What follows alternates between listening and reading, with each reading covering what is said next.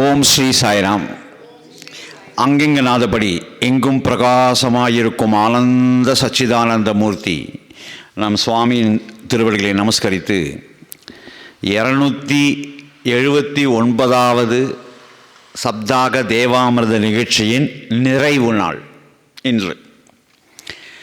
இதில் என்ன சொல்லியிருக்காங்கன்னா, சரணாகதி தத்துவம். நம்ம வைஷ்ணவ சைவ சம்பிரதாயத்தில் கடைசியாக சொல்கிறது இதுதான், சரணாகதி. சரணாகதின்றது என்னன்னா, உன் சரணம்தான் எனக்கு கதி, அதான் சரணாகதி. உன் பாதம்தான் எனக்கு கதி அப்படின்னு அவர்கிட்ட முழுமையாக நம்மை ஒப்படைப்பது தான் சரணாகதி. இதில் பார்த்திங்கன்னா ஆச்சரியமாக பல விஷயங்கள் இருக்குது. முன்னாடி ஒரு கணேசர் மேலே பஜனை பாடி ஆரம்பிக்கலாம்.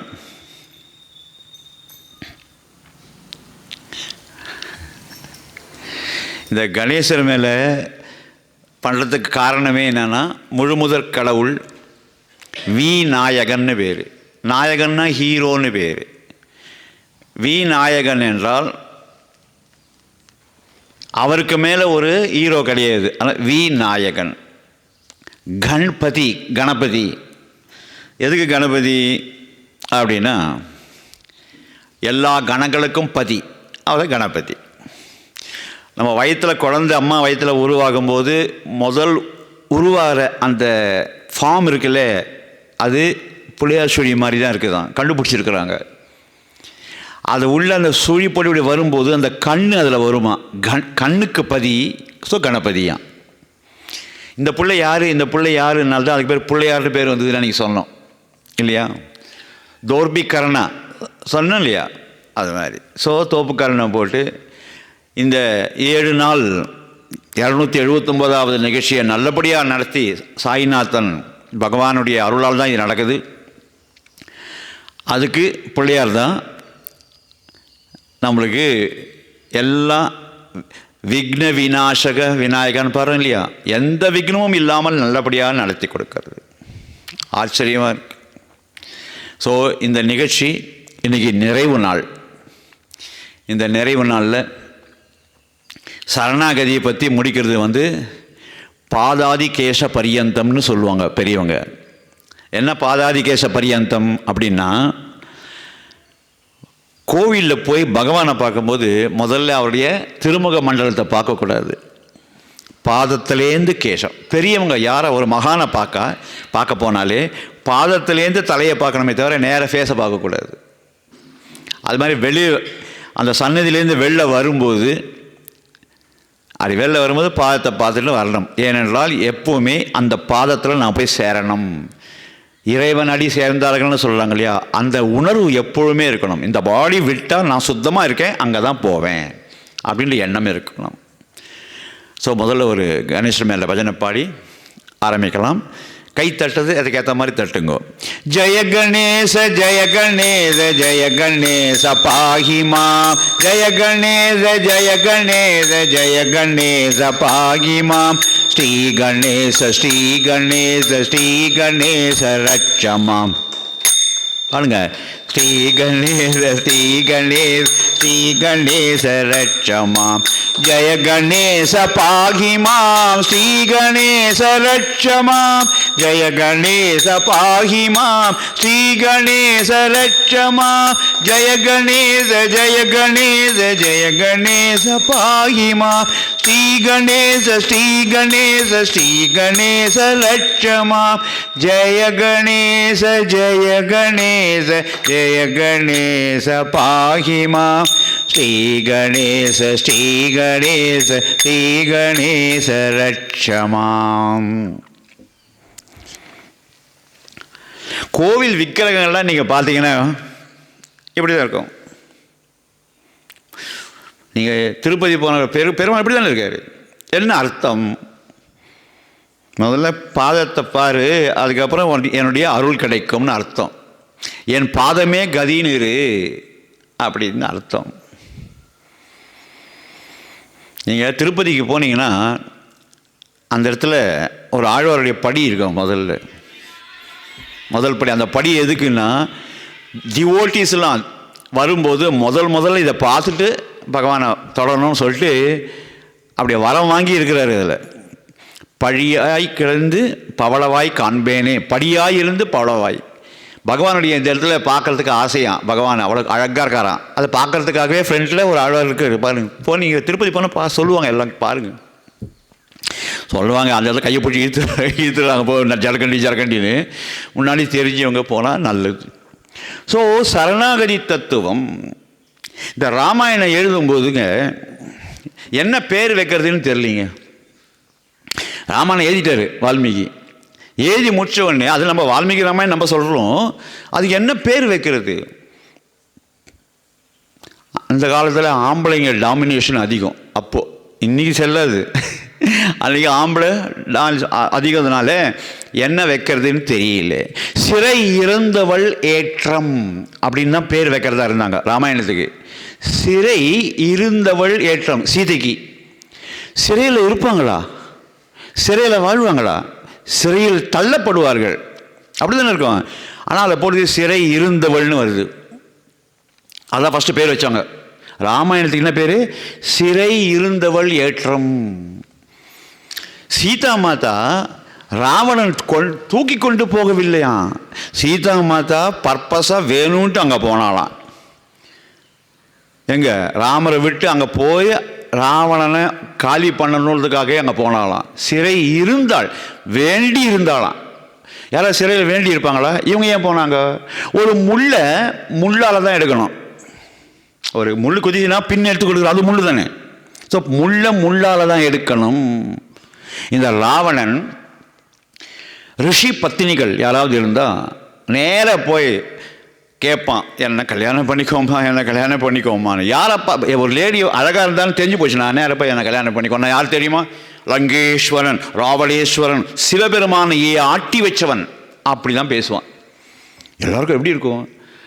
இப்போது எல்லப்போ ஒரு பொண்ணை பார்த்து ஆசைப்பட்டேன், எது தெரியாமல் ஆசைப்பட்டேன், அது கடவுள் கொடுத்த ஒரு அட்ராக்ஷன். ஒரு பெண்ணுக்கு ஆண் வரும், ஆணுக்கு ஒரு பெண்ணுக்கு ஆணை பார்த்தா ஒரு அட்ராக்ஷன் வரலாம். ஆனால் இங்கே என்ன ஆயிடுச்சுன்னா, இவன் யாரை பார்த்தாலும் இவன் அழகுன்னு தெரிஞ்சிச்சுன்னா அங்கே போய் கெஞ்சுவான், அம்மா நான் கல்யாணம் பண்ணிக்கோ, எவ்வளோ சொத்து இருக்கு தெரியுமா, யார் தெரியுமா, நான் யார் தெரியுமா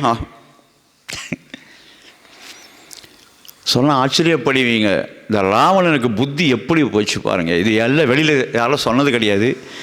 பட் பகவான் எனக்கு சொன்னால் கொஞ்சம் கொச்சையாக இருக்கும் இந்த சபையில். இருந்தாலும் உங்களுக்கு தெரியணும் ராவணன் எப்படிப்பட்டவன்றதுக்கு. ஒரு தடவை ராவணன் என்ன பண்ணா, சிவபெருமானும் பார்வதி அம்மா உட்கார வச்சு நான் ஒரு பாட்டு பாடுறேன்னு பாடினாலாம். சங்கர சதா சிவ சபாபதே மனோகரா சந்திரசேகர ஜடதரா உமா மகேஸ்வரா சங்கரா சாயி சங்கரா ஈஸ்வரா சாயீஸ்வரா சந்திரசேகர ஜடதரா உமா மகேஸ்வரா சங்கர சதாசிவ சபாபதே மனோகரா சந்திரசேகர ஜடதரா உமா மகேஸ்வரா சங்கரா சாயி சங்கரா ஈஸ்வரா சாயீஸ்வரா சந்திரசேகர ஜடாதரா உமா மகேஸ்வரா சங்கர சதாசிவ சதாபதே மனோகரா. இப்படி பாடின உடனே சிவபெருமான் ஓடி வந்தாராம். மேலேருந்து பார்வதிகிட்ட பர்மிஷன் கூட கேட்கல, ஓடி வந்தானா. சாஷ்டாங்கமாக அவனுக்கு நமஸ்காரம் பண்ணுறாராம். ஏ ராவணா, போதுண்டா, இதுக்கு மேலே பாடாதடா, இதுக்கு மேலே பாடாத, இதுக்கு மேலே பாடினா நானே உருகி போயிடுவேன்டா. என்ன அழகாக பாடுறேன். இந்த சாமகானத்தை வீணையை வச்சு அவன் வாசித்தான்னா சிவபெருமான் அப்படியே ஆடிடுவாரான். அப்படியே சிவபெருமானையே ஆட்டி வச்சவன் அவன். புலஸ்திய மகரிஷியுடைய பேரன், பிராமணன் அரச. அந்த ஆக்சுவலி ராவணன்றது அசுர குணத்தோடு வந்தானே தவிர அதுக்கு ஒரு காரணம் உண்டு. ஸோ அந்த மாதிரி வந்துட்டு இதை கேட்குறவங்கெல்லாம் ஒன்று தெரிஞ்சுக்கணும். ராவனுடைய அப்பா நிறைய பேர் தெரியாது. யாருக்கா தெரியுமா? தெரியாது. ராவணனுக்கு தெரியும், நமக்கு இந்து கலாச்சாரம் தெரியாது.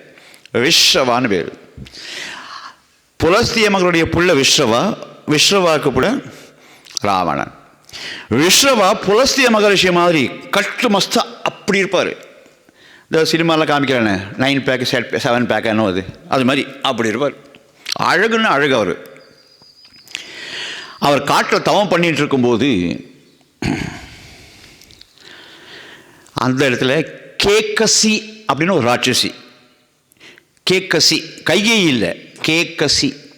அந்த கேக்கசி என்ன பண்ணா, அப்படி வர அவனை பார்த்தா, அவன் தியானத்தில் இருக்கிற அந்த போஸை பார்த்தா, அந்த கையை பார்த்தா அப்படியே கொழுன்னு இருக்கு, பலன்னு இருக்கான் ஃபேஸு. இவனை அடைஞ்சா என் லைஃபு சூப்பராக இருக்குமேன்னு அந்த ராட்சசி நினைக்கிறா. உடனே ஒரு வன தேவதை, காட்டில் தானே இருக்கா, வன தேவதை மாதிரி அழகா, அவன் மாயாவி எல்லாமே, அவங்களெல்லாம் நல்ல காலம் அந்த மாதிரிலாம் ஆள் இல்லை. இப்போ அழகா வேஷம் போட்டுண்டா, பளிச்சுன்னு வந்தா, அப்படி மனசு என்ன நினைச்சாலும் அது மாதிரி ஆயிடுவா. உலக அழகி அந்த மாதிரி நின்ற கல்லை தூக்கி அவர் மேலே போட்டா, பூவை தூக்கி போட்டா. அவர் பாடி தியானத்தை சூப்பராக உட்காந்துருக்காரு விஸ்ரவா.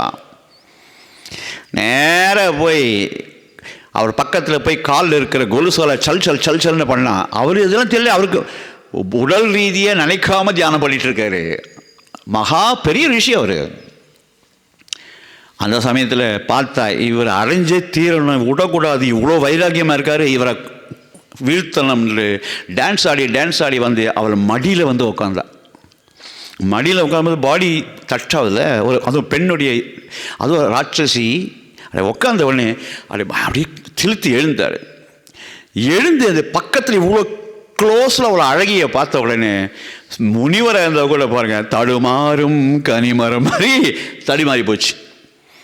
யாருமே நீ, இந்த வனத்துக்கெல்லாம் நான் தான் ராணின்னா. இந்த வனத்துக்கு ராணியா? நான் பார்த்ததே இல்லையம்மா, ஒன்று ரொம்ப அழகாக இருக்கமான்னார். அதுதான் பார்த்தா அவுட்டு தெரிஞ்சு போச்சா, நம்ம 2 பேரும் கல்யாணம் பண்ணிக்கலாமான்னாரு. இவர் சொன்னார், நான் முனிவர்மான்னு. முனிவர் பற்றி இல்லை, இப்போ நம்ம 2 பேரும் ஹஸ்பண்ட் ஒய்ஃப் மாதிரி இல்லையா, கணவன் மனைவி மாதிரி அப்படின்னாங்க. அப்படியே காந்தர்வ மனம்னு சொல்லுவாங்க. மந்திரத்தை மேலேருந்து ஒரு தேவதையை வர வச்சு சொல்லி கல்யாணம் பண்ணிக்கிட்டார். கல்யாணம் பண்ணிட்டு ரொம்ப நல்லா தான் இருந்தாங்க. ஆனால் கல்யாணம் பண்ண உடனே அன்றைக்கி அவள் கேட்குறா, உங்கள் மூலமாக எனக்கு ஒரு குழந்தை வேணும், இவ்வளோ அழகாக இருக்கீங்களே, உங்களை மாதிரி ஒரு குழந்தை எனக்கு வேணும், நானும் எவ்வளோ அழகாக இருக்கேன் பார்த்தீங்களா, அப்போ நம்ம 2 பேரும் சேர்ந்தால் அந்த குழந்தை எவ்வளோ அழகாக இருக்கும். அதாவது பாடி டிமாண்ட், எனக்கு இது வேணும்னு கேட்குறா ஒரு லேடி, பச்சை கேட்குறா ஹஸ்பண்ட் கிட்ட. இவர் பார்த்தாரு, அவ்வளோதானம்மா, கட்டாயமாக நம்ம குழந்தை பிறக்கும்மா அப்படின்னாரு. இல்லை, எனக்கு இப்போ வேணும்னா. என்னது கடையில் போய் தேங்காய் மிட்டாய் வாங்கி தரத மாதிரியா, அதுக்குன்னு வெயிட் பண்ணணும், காலம் இருக்குமா, அதெல்லாம் இருக்குது அப்படின்னு சொன்னார். எனக்கு அதெல்லாம் தெரியாது, எனக்கு இப்போ வேணும். இல்லை, இப்போ நேரம் சரியில்லை, இன்றைக்கி ஞாயிற்றுக்கிழமை, 4:06 ராவுகாலம், அதுவும் இந்த ராவுகாலத்தில் சமயத்தில் நம்ம கூடினால் கெட்டதுமான்னார். ராவு காலமா இந்த காலமா, நீங்கள் முனிவர், அதெல்லாம் தாண்டி, அதெல்லாம் உண்மையே கிடையாது, வாங்கன்னு கம்பல் பண்ணி உடல் உறவு கொள்கிறாள். அப்போது இவர் மனசு கஷ்டப்படுறாரு. இந்த பொண்ணுக்கு இவ்வளோ அழகாக இருந்து கூட கேட்க மாட்டேங்குது சொன்ன பேச்சின்னு. அவள் உடனே என்ன பண்ணா, ஃபஸ்ட்டு கேட்கல, அவள் ராட்சசி ரூபம் எடுத்தா. திடீர்னு உன்னை சாப்பிட்ருவேன், மரியாதையாக என்னோட உடல் உறவு கொள்ளுன்றா. ராட்சசியை பார்த்தாரு, முன்னாடி இவ்வளோ இருந்தியா அதுன்னு. நல்லா ஏமாந்தியா, நீ முனிவராக இருந்தாலும் ஏமாந்துட்டேன் நான் ராட்சசி. அதை வச்சு தான் சினிமா பாட்டு எழுதினான், அழகான ராட்சசியேன்னு ஒரு பாட்டு இருக்குது பாருங்க, இது வச்சு தான் ஏறின போல் இருக்குது. அப்போ அந்த மாதிரி சமயத்தில் உடலுறவு கொள்வதனால குழந்தை பிறந்தது. அதுதான் ராவணன். ஒரு கணவன் மனைவி கூடுற நேரம் ராத்திரி 8 மணிக்கு மேலே தான் இருக்கணும். அதுக்கு முன்னாடி டே டயத்தில் கூடினால்கள்ல ராட்சசனாக பிறக்கும். அதுவும் கொழுத்த ராகுகாலம்.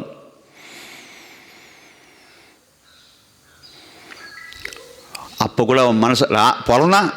ராவணன் பிறக்கும் போது 9 வயசு. எங்கேயா அதான் ராட்சசன். எல்லா பல்லும் இருக்குது. குழந்தை பிறந்த போது பல்லு இருந்தால் என்ன, 32 பல்லும் இருக்குது. அப்படி இருக்கான், இவ்வளோ பெரிய குழந்தை. அவள் ஃபீல் பண்ணாச்சே, நம்ம கணவன் சொல்வதை கேட்கல, இது பிறந்துட்டு எப்படின்னு. ஆனால் அப்பா யார்? விஸ்ரவா. அவர் யார்? பிராமணர். இது ராட்சசி.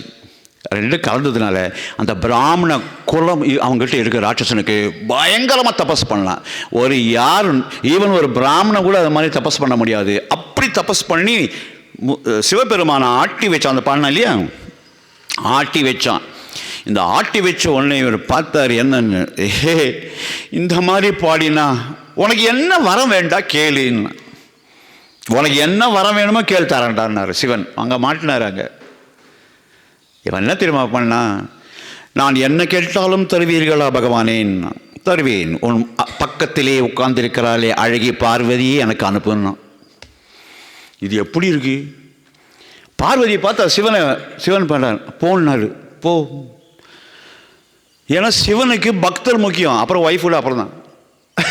நீ போ, அவன் கேட்குறான் போனாரு. என்ன நீ ஹஸ்பண்ட் எனக்கு நீ அங்கே யாரோடையும் அனுப்புகிறேன்? நான் போ, எனக்கு தெரியும் என்ன ஆகுதுன்னு. சரி போ, நீ போ. காதில் சொன்னார், எனக்கு தெரிஞ்சது விஷ்ணு தான், அவர்கிட்ட பேசி சரி பண்ணிக்கிற போனார். இவர் போன உடனே ஓடி போனார். மகாவிஷ்ணு நாராயணா நீ தான் காப்பாற்றணும், ஆபத் பாந்தவா அநாதரட்சகா நீ தான் காப்பாற்றணும். என்ன ஆச்சு? இந்த மாதிரி ஆச்சு. அவன் கூட்டம் போட்டான். கவலைப்படாது, நான் பார்த்துக்கிறேன். முன்னாடி கூட அப்படி தானே பஸ்மாசுரன் தள்ள கை ஓடி போய் மோகினி அவதாரம் எடுத்து விஷ்ணு தானே பண்ணார், காப்பாற்றினார். ஸோ விஷ்ணு தான் காப்பாற்றுறவர். ஓடி போனோடனே கிடுக்குன்னு ஓடி போனார் விஷ்ணுக்கிட்ட. இது மாதிரி ஆயிடுச்சுன்னு சொன்ன உடனே, நீ கவலைப்படாத அப்படி சொல்லிட்டு மாயாவி விஷ்ணு ராவணன் அவளை என்ன பண்ணான், பார்வதியை ஆர்டர் பண்ணுறான், என் பின்னே தொடர்ந்து வா. இப்போ ஒய்ஃப் ஆயிட்டால, பின்னாடி வான். அவன் நடந்து வரா. இவருக்கு முன்னாடி விஷ்ணு போய் மாயாவி இந்த ரோடு அவன் எங்கே நடந்து வரானோ அந்த இடத்துல ஒரு தென்னை மரத்தை தலைக்கீழே வச்சு மூடிட்டு இருக்கான், மண்ணை போட்டு. தென்னை மரத்தை தலைக்கீழே. இங்கே வந்து பார்த்தான் ராவணன். பிராமணரே, அறிவில்லை உனக்கு, படித்தவன் பிராமணன், நீ என்ன இப்படி பண்ணிட்டு இருக்கே? ஒரு தென்னை மரத்தை தலைக்கீழே வைப்பாங்களாடா, அறிவில்லை உனக்கு அப்படின்னு. அவன் சிரிச்சிட்டு, யார் இது? விஷ்ணு தானே. என்னை பார்த்து அறிவில்லைன்றிய, யாரோ அனுபவிச்ச ஒரு பொண்டாட்டியை போய் என் பொண்டாட்டின்னு கூட்டின்னு வரைய, உனக்கு அறிவு இருக்கான்னா. இவன் பார்த்தா நம்ம சொன்னது இவனுக்கு எப்படி தெரியும்? ஏன்னா பகவானே யாருப்பா நீன்னா, அதெல்லாம் வேணாம், முதல்ல அறிவில்லை உனக்கு, இவ்வளோ படிச்சியே, உங்கள் அப்பா எப்படிப்பட்டவர்? இப்படி போய் சீச்சி. ராவணனுக்கு இப்போ தான் புத்தி. ஆமாம் இல்லை, யாரோ அனுபவிச்ச பொண்ணு என் ஒய்ஃபுன்னு கூப்பிட்டு வரலாமா? இது எங்கள் கதையில் தெரியாது, யாருக்கும் தெரியாது. இது நேர வாமான்னு சொல்லி திருப்பி போனான் சிவபெருமான் கிட்டப்பா, நீயே வச்சுக்கோ, எனக்கு வேணாம் இது. நீ தானப்பா, சிவன் நடிக்கிறார் பாருங்க, நீ தானப்பா கேட்ட. இல்லை வழியில் ஒரு பிராமணன் ஒன்று சூப்பராக கேள்வி கேட்டான், என்னடா இது பைத்தியக்காரத்தனமாக பண்ணிட்டு இருக்கேன்னு கேட்டான். அதுக்கு பைத்தியக்காரன் தானே, இந்த இவளை நீயே எடுத்துக்கோ. ஆனால் ஒரு விஷயம், நீ சிவபெருமான், உனக்கு இருக்கிற பவர் யாருக்கும் கிடையாது. என்ன வேணும் அதுக்கு? எனக்கு இந்த பார்வதி மாதிரியே அழகான ஒரு பொண்ணை இங்கே உருவாக்கித்தான்னாரு. அவ்வளவுதானே, சூப்பர். மயன் அப்படின்னு கூப்பிட்டாரு. மயன் தேவதச்சன். அவன் நேரம் வந்தான். உனக்கு என்ன வேணும்னா, பார்வதி மாதிரியே எனக்கு ஒரு பொண்ணு வேணும் கல்யாணம் பண்ணிக்கிறதுக்குன்னா. அவள் உருவாக்குனது தான் மண்டோதரி என்பது. அதனால தான் அவள் அழகி. அது மாத்திரம் இல்லை, பார்வதி மாதிரி அழகி, அதே சமயத்தில் பத்திவிரத்தை, கணவனே கண்கண்ட தெய்வம்னு. அந்த மாதிரி அப்படிப்பட்ட ஒரு அழகான பார்வதி மாதிரி ஒரு பொண்டாட்டி இருக்கும்போது வக்ர புத்தி இந்த ராவணன் எந்த பொண்டாட்டியை பார்த்தாலும் என்ன சொல்ல, என்ன கல்யாணம் பண்ணிக்கோ. வீட்டில் இவ்வளோ அழகான பொண்டாட்டி இருக்குது, அதுவும் பார்வதி தெய்வம் ஈக்குவல். அதுதான் ராவணன் கெட்டது, அதான் பெண்ணாலே. மகாபாரதத்துக்கு இதுக்கும் என்ன டிஃபரன்ஸ்னு கேட்டால் ஒரே அர்த்தம் சொன்னாங்க இல்லையா, அது மண்ணாசை, இது பெண்ணாசை, அவ்வளோதான். பாண்டவருக்கு மண் தரமாட்டேன்னா அவுட்டவன், அது மண்ணாசை. இங்கே இந்த பொண்ணு வேணும்னு, இன்னொருத்தருடைய மனைவி எனக்கு வேணும்னு ஆசைப்படுறது தப்பு. அதை வச்சு தான் எல்லா சினிமாவும் நடக்குது. எல்லா சினிமான்னு பாருங்கள், யார் பிடிக்காமல் சொல்லணும்னா அவனை தான் லவ் பண்ணு. என்ன தேவையா? அது வேணும் போ, எத்தனையோ பொண்ணு இருக்குது, இவள்கிட்ட வேணாம் போ, அது இருக்காது. எல்லாத்தையும் ஒரே கதை கரு. ராமாயணத்தை விட்டு பகவாதத்தை விட்டுட்டு எங்கேயுமே சினிமா எடுக்க முடியாது. இப்படி தான் இருக்குது. நீ வேணா பாருங்கள். அல்டிமேட்டாக அதான் இருக்கும். அப்போது அவ்வளோ அழகான ஒய்ஃப் இருக்கும்போதும் எல்லாரும் கேட்பான், இதுக்கு முன்னாடி ராவணன் ஒரு தப்பு பண்ணான். பிரம்மாவை பார்க்கணுன்ட்டு பிரம்மலோகத்துக்கு போனான், சத்தியலோகத்துக்கு. சத்தியலோகத்துக்கு போய் பிரம்மாவை பார்த்து அவர்கிட்ட ஏதோ பேசணும்னு போனான். பிரம்மா இல்லை. அப்போ வாசலில் கோலம் போட்டு இருந்தா ஒருத்தி, அவளுக்கு பேர் புஞ்சிகஸ்தலான்னு பேர். அந்த புஞ்சிகஸ்தலா கோலம் போட்டிருக்கிறத பார்த்து அவன் பின்பக்கத்தை தலைமுடியை பார்த்தான், அழகை பார்த்தான். இது பெண் பித்தனாச்சே. பார்த்தவனே, ஏய் யாரம்மா நீன்னா. அவள் திரும்பினா, அவ்வளோ அழகான ஃபேஸ் அவளுக்கு. அதை பார்த்தவனே, என்ன அழகாக இருக்கம்மா, உன்னை நான் அடைய வேண்டும். எப்போ பார்த்தாலும் அதே புத்தி அவனுக்கு, ராவணனுக்கு. நீங்கள் ராவணன் லங்கேஸ்வரன், சிவபெருமானாலேயே பேரெடுக்கப்பட்ட ஈஸ்வர பட்டம். ஈஸ்வரன் சிவபெருமானுக்கு வேண்டி தான் பேர். ஆனால் பகவான் சிவன் சனீஸ்வரன் சனி பகவானுக்கு பேர் கொடுத்தாரு, சனீஸ்வரன். ரெண்டாவது லங்கேஸ்வரனுக்கு ராவணேஸ்வரன் லங்கேஸ்வரன் பட்டம் கொடுத்தாரு. ஈஸ்வர பட்டம் வேறு யாரும் வாங்க முடியாது. அவன் அவர்கிட்டே நீ வாங்கிட்டியே. அப்படி இருக்கும்போது என்ன அடையணும்ல பார்க்குறிய. நான் சாதாரண பிரம்மா வீட்டில் வேலைக்காரி அப்படின்னா, ஐயோ வேலைக்காரியாக இருந்தானா நீ மகாராணியாக இருந்தானே, உன்னை நான் மகாராணியை ஆக்குகிறேன்னா அவன் மாட்டேன்னா அந்த ரோட்லேயே அவளை ரேப் பண்ணுறான். ரோட்டில் ராவணன். பிரம்மா வரும்போது பார்த்தாரு, அறிவில்லடா உனக்கு, என் வீட்டு வேலைக்காரி கூட போய் உறவு வச்சுக்கிறியே. இனிமேல் எந்த ஒரு பெண்ணையும் அவளுடைய விருப்பம் இல்லாமல் நீ தொட்டால் தலை 1000 நூறாக சுக்குத்து வெடித்து விடும்னா. அதனால தான் ராமாயணம் ஃபுல்லாக எல்லாரும் தப்பிச்சாங்க. எந்த பத்தினியோ ரிஷி பத்தினியே இவன் பலவந்தப்படுத்த முடியாது, கெஞ்சுவான் போய் டெய்லி. காலங்காலத்தில் சுப்பிரபாதம் வரிசையாக ஒரு 1000 பேர் வச்சுருக்கான் ஜெயிலில். ஒவ்வொருத்தரே போவான், ஆமாம் கல்யாணம் பண்ணிக்கிறேம்மா, எஸ் சொல். ஏன்னா அவன் எஸ் சொன்னால் தான் போக முடியும் அவங்ககிட்ட. சீதையை கூட கெஞ்சினே இருக்கான். எதுக்கு காரணம்? இல்லைன்னா வேறு மாதிரி பண்ண பார்த்துருப்பான். ஒன்றும் பண்ண முடியாது சீதையை. இருந்தாலும் அதை அந்த இது மீறலை, தொடரலை. ஸோ எதுக்கு சொல்ல வரேன்னா, இந்த மாதிரி ஒரு புத்தி உள்ள அவன் ரெண்டாவது இருக்கான் பார்த்தீங்களா. நான் விஸ்வனுடைய ரெண்டாவது அவன் என்ன பண்ணான், கைகசி எனக்கு ரெண்டாவது குழந்தை உங்களுக்கு வேணும். நான் திருப்பி அவர் சொன்னார், சரி நீ ராட்சசி முழுங்கிட்டு வேணும், உலகத்தை காமிப்பேன், அதானே வச்சுக்கலாம். ஆனால் ஒரு விஷயம், ராகு காலத்தில் கூட கூடாது, நல்ல நேரம் பார்த்து. என்ன எனக்கு தெரியாது, இப்போ எனக்கு வேணும்னா மண்டே அன்னைக்கு காத்தால 7:09 ராகு காலம். நல்ல கவனிங்க, 7:09 8:30 மணிக்கு அவள் சொல்கிறா, என்னால் தாங்க முடியல, என்னால் வெயிட் பண்ண முடியாது, நீங்கள் வேணுன்றா.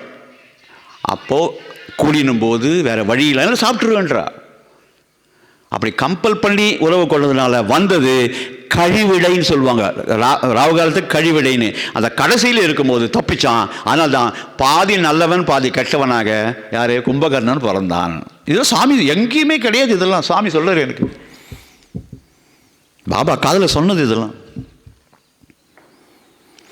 அடுத்தது இவன் பார்த்தான், இது குழந்தை பிறந்தவனே பார்த்தா அதுவும் அப்படி இருக்கு, ராட்சசனாக பிறந்திருக்கு. ஏன்னா டைம் அந்த டயத்தில் கூடக்கூடாது, காலங்காலெல்லாம் அப்படி கூடக்கூடாது.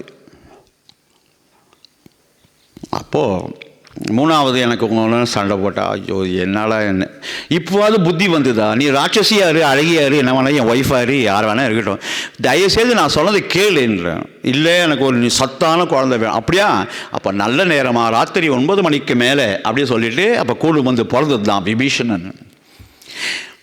இப்போது 3 பேருமே தவம் பண்ணுறாங்க.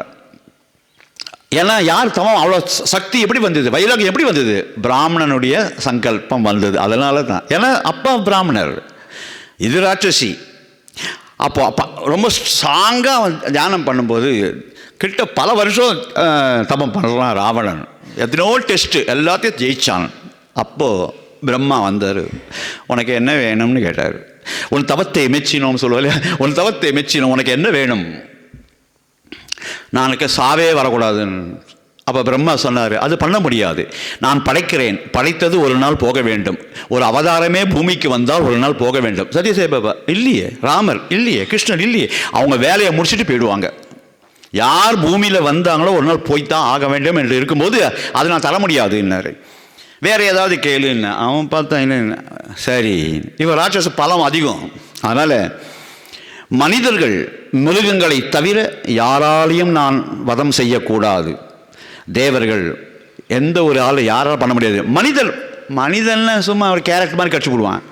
மிருகம் தேவையில்லை, மூட்டை பூச்சி மாதிரி நெசுக்கிடுவான்.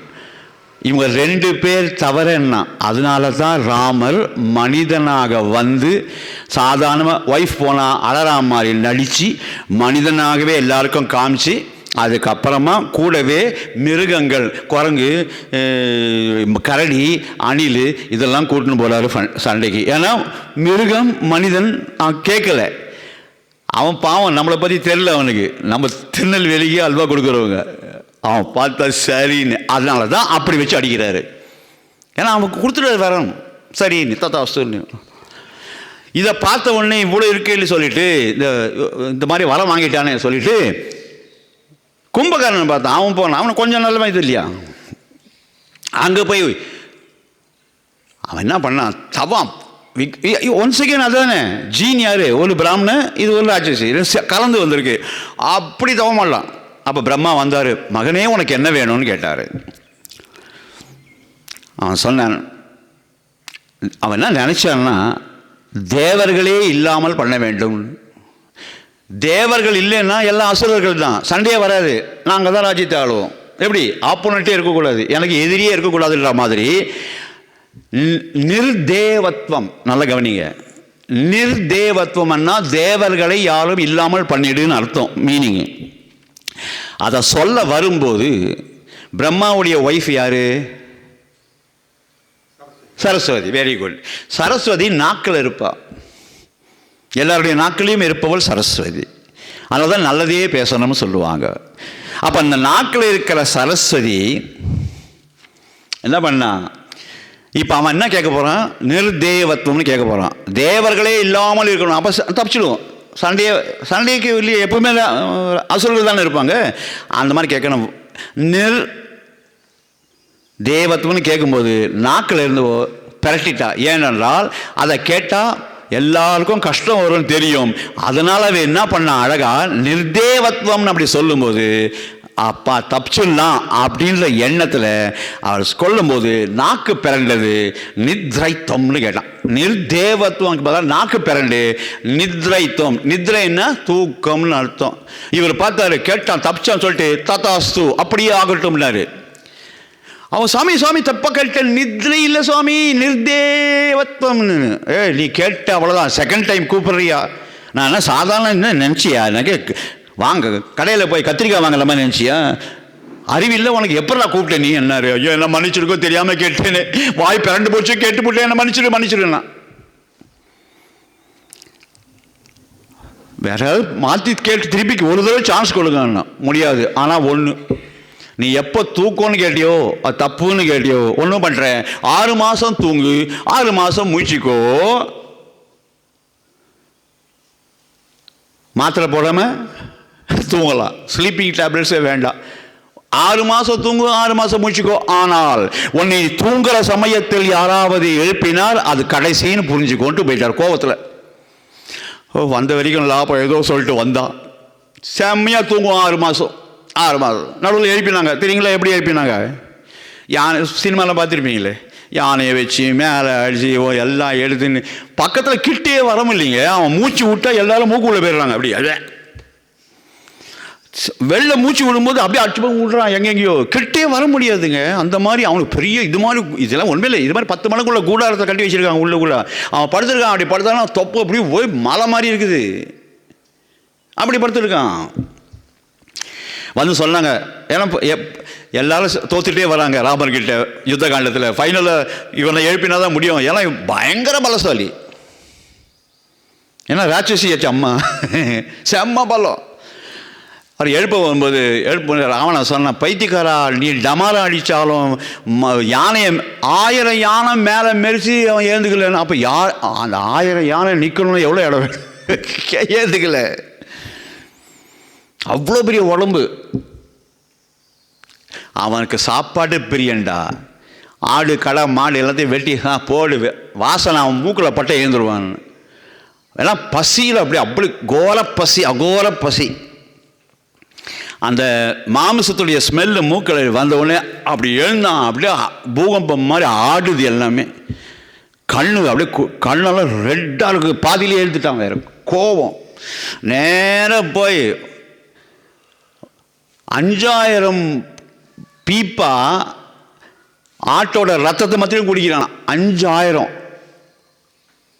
வயிறு பசிக்கு தாங்கலை. எதெல்லாம் பிடிச்சாலும் ஆடு உயிரோடு பிடிச்சி கழிச்சு சாப்பிட்றானா. அப்படிலாம் யானையை கையில் இப்படி பிடிச்சி சாப்பிட்றானா. இது இப்போ நீங்கள் அதெல்லாம் பச்சை பயமாக இருக்கும். இது நிஜம்தானான்னு நம்பிக்க முடியாது. அப்படி கோலம் எல்லாத்தையும் முடிச்சுட்டு அப்படி ஏப்பம் விட்டான். அப்படியே ஆடுது பில்டிங்கு. நேராக ராவணங்கிட்ட வந்தான். அண்ணா எந்த பொண்ணுக்கிட்ட மாட்டினேன்னா ஏன் வந்த உடனே யாருக்காவது தப்பு பண்ணியா? ஆமாப்பா, சீத்தைன்னு ஒரு அவுட். சீத்தையா ராமருடைய பொண்டாட்டிப்பா, அவள் அழகிப்பா. ஆனால் அவள் யார்? மகாலட்சுமிப்பா. அவர்கிட்டையும் உன் கை காமிச்சியா? லூசா நீ ஏதோ அண்ணன்னு மரியாதை கொடுக்குறேன். மரியாதை திருப்பி கொண்டு கொடு. அந்த பொண்ணை திருப்பி அனுப்பு, இல்லைன்னா நீ செத்த. நம்ம எல்லாரும் போயிடுவோன்னு. அப்போ தான் விபீஷணன் அமுச்சு விட்டான் போடான்ட்டு, எட்டி உதச்சி. இப்போ பார்த்தான். அப்போ கேட்டான், அண்ணா விபீஷணன் எங்கே போகணுன்னு. பக்கத்தில் காணமேன்னு. அவன் ஓடி போயிட்டான்டா. அவன் ராமர்கிட்ட போயிட்டான். அடுத்த எதிர்கட்சியில் சேர்ந்துட்டான். எலெக்ஷன் டைம் மாதிரி எதிர்கட்சியில் சேர்ந்துட்டான்.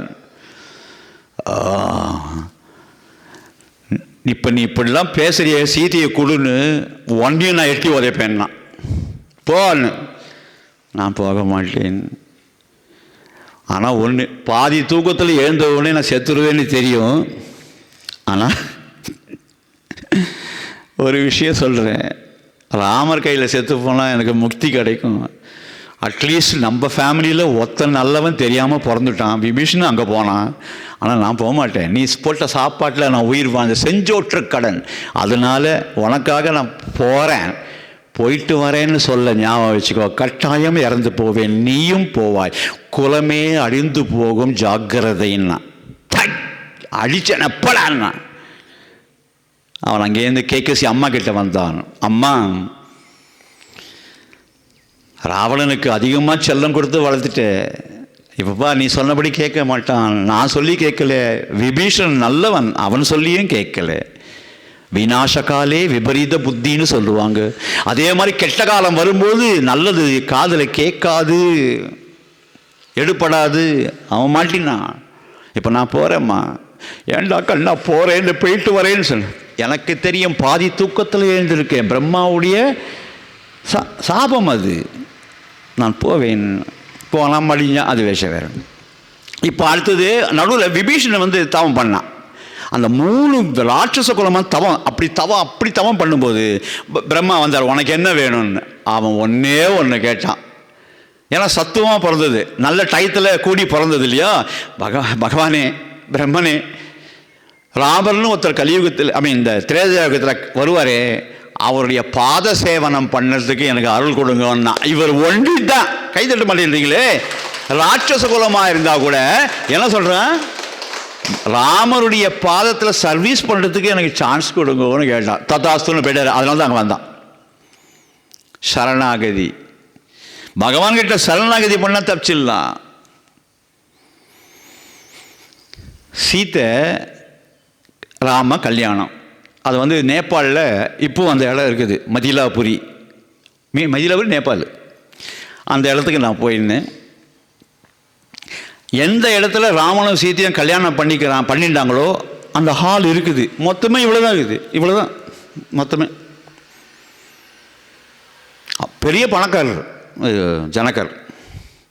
அந்த கல்யாணம் நடக்கிற இடத்துல அங்கே போய் போனேன். நம்ம ஒரு 1000 ரூபாய் இப்போ எவ்வளோ தெரியல. நான் போகும்போது 10-20 வருஷத்துக்கு முன்னாடி 1000 ரூபாய் கட்டினாங்க. சீதா கல்யாணம் மந்திரம் சொல்லி தந்தனா ஏன்னா மதியதை எதுனா எல்லாம் போட்டு தாலி கட்டுவாங்க. ராமருக்கு பதில் சீதைக்கு தலையில் கட்டி நம்மளுக்கு எல்லாம் பிரசாதம்லாம் கொடுப்பாங்க. சூப்பராக இருக்கும். சூப்பர். அது அப்படியே அந்த நினைப்பு பார்த்தா அந்த இடத்துல எல்லோரும் 4 பிரதர் ஒன்றா சேர்ந்து கல்யாணம் பண்ணிக்கிறாங்க. எல்லாம் நடக்குது. இப்போ கூட பண்ணி தராங்க. போகும்போது லட்டு, இது சாமியோட ஃபோட்டோ, பட்டாபிஷேக ஃபோட்டோ அதெல்லாம் கொடுப்பாங்க. பட்டாபிஷேக ஃபோட்டோ எனக்கும் கொடுத்தாங்க. அவ்வளோ என்ன அழகு. சன்னியாசி அனுப்புற விட்டேன் வச்சுங்க, அதில் எதுவும் வேணான்ட்டு. பட் அப்போ தான் கொடுத்தாங்க அதெல்லாம். அவன் பாருங்கள் நல்லவன் கேட்டான். என்ன கேட்டான்? பாத சேவனம்னு கேட்டான். ஏன்னா பாத சேவனத்துக்கு மிஞ்சி எதுவும் கிடையாது. பகவானுடைய பாதத்தை,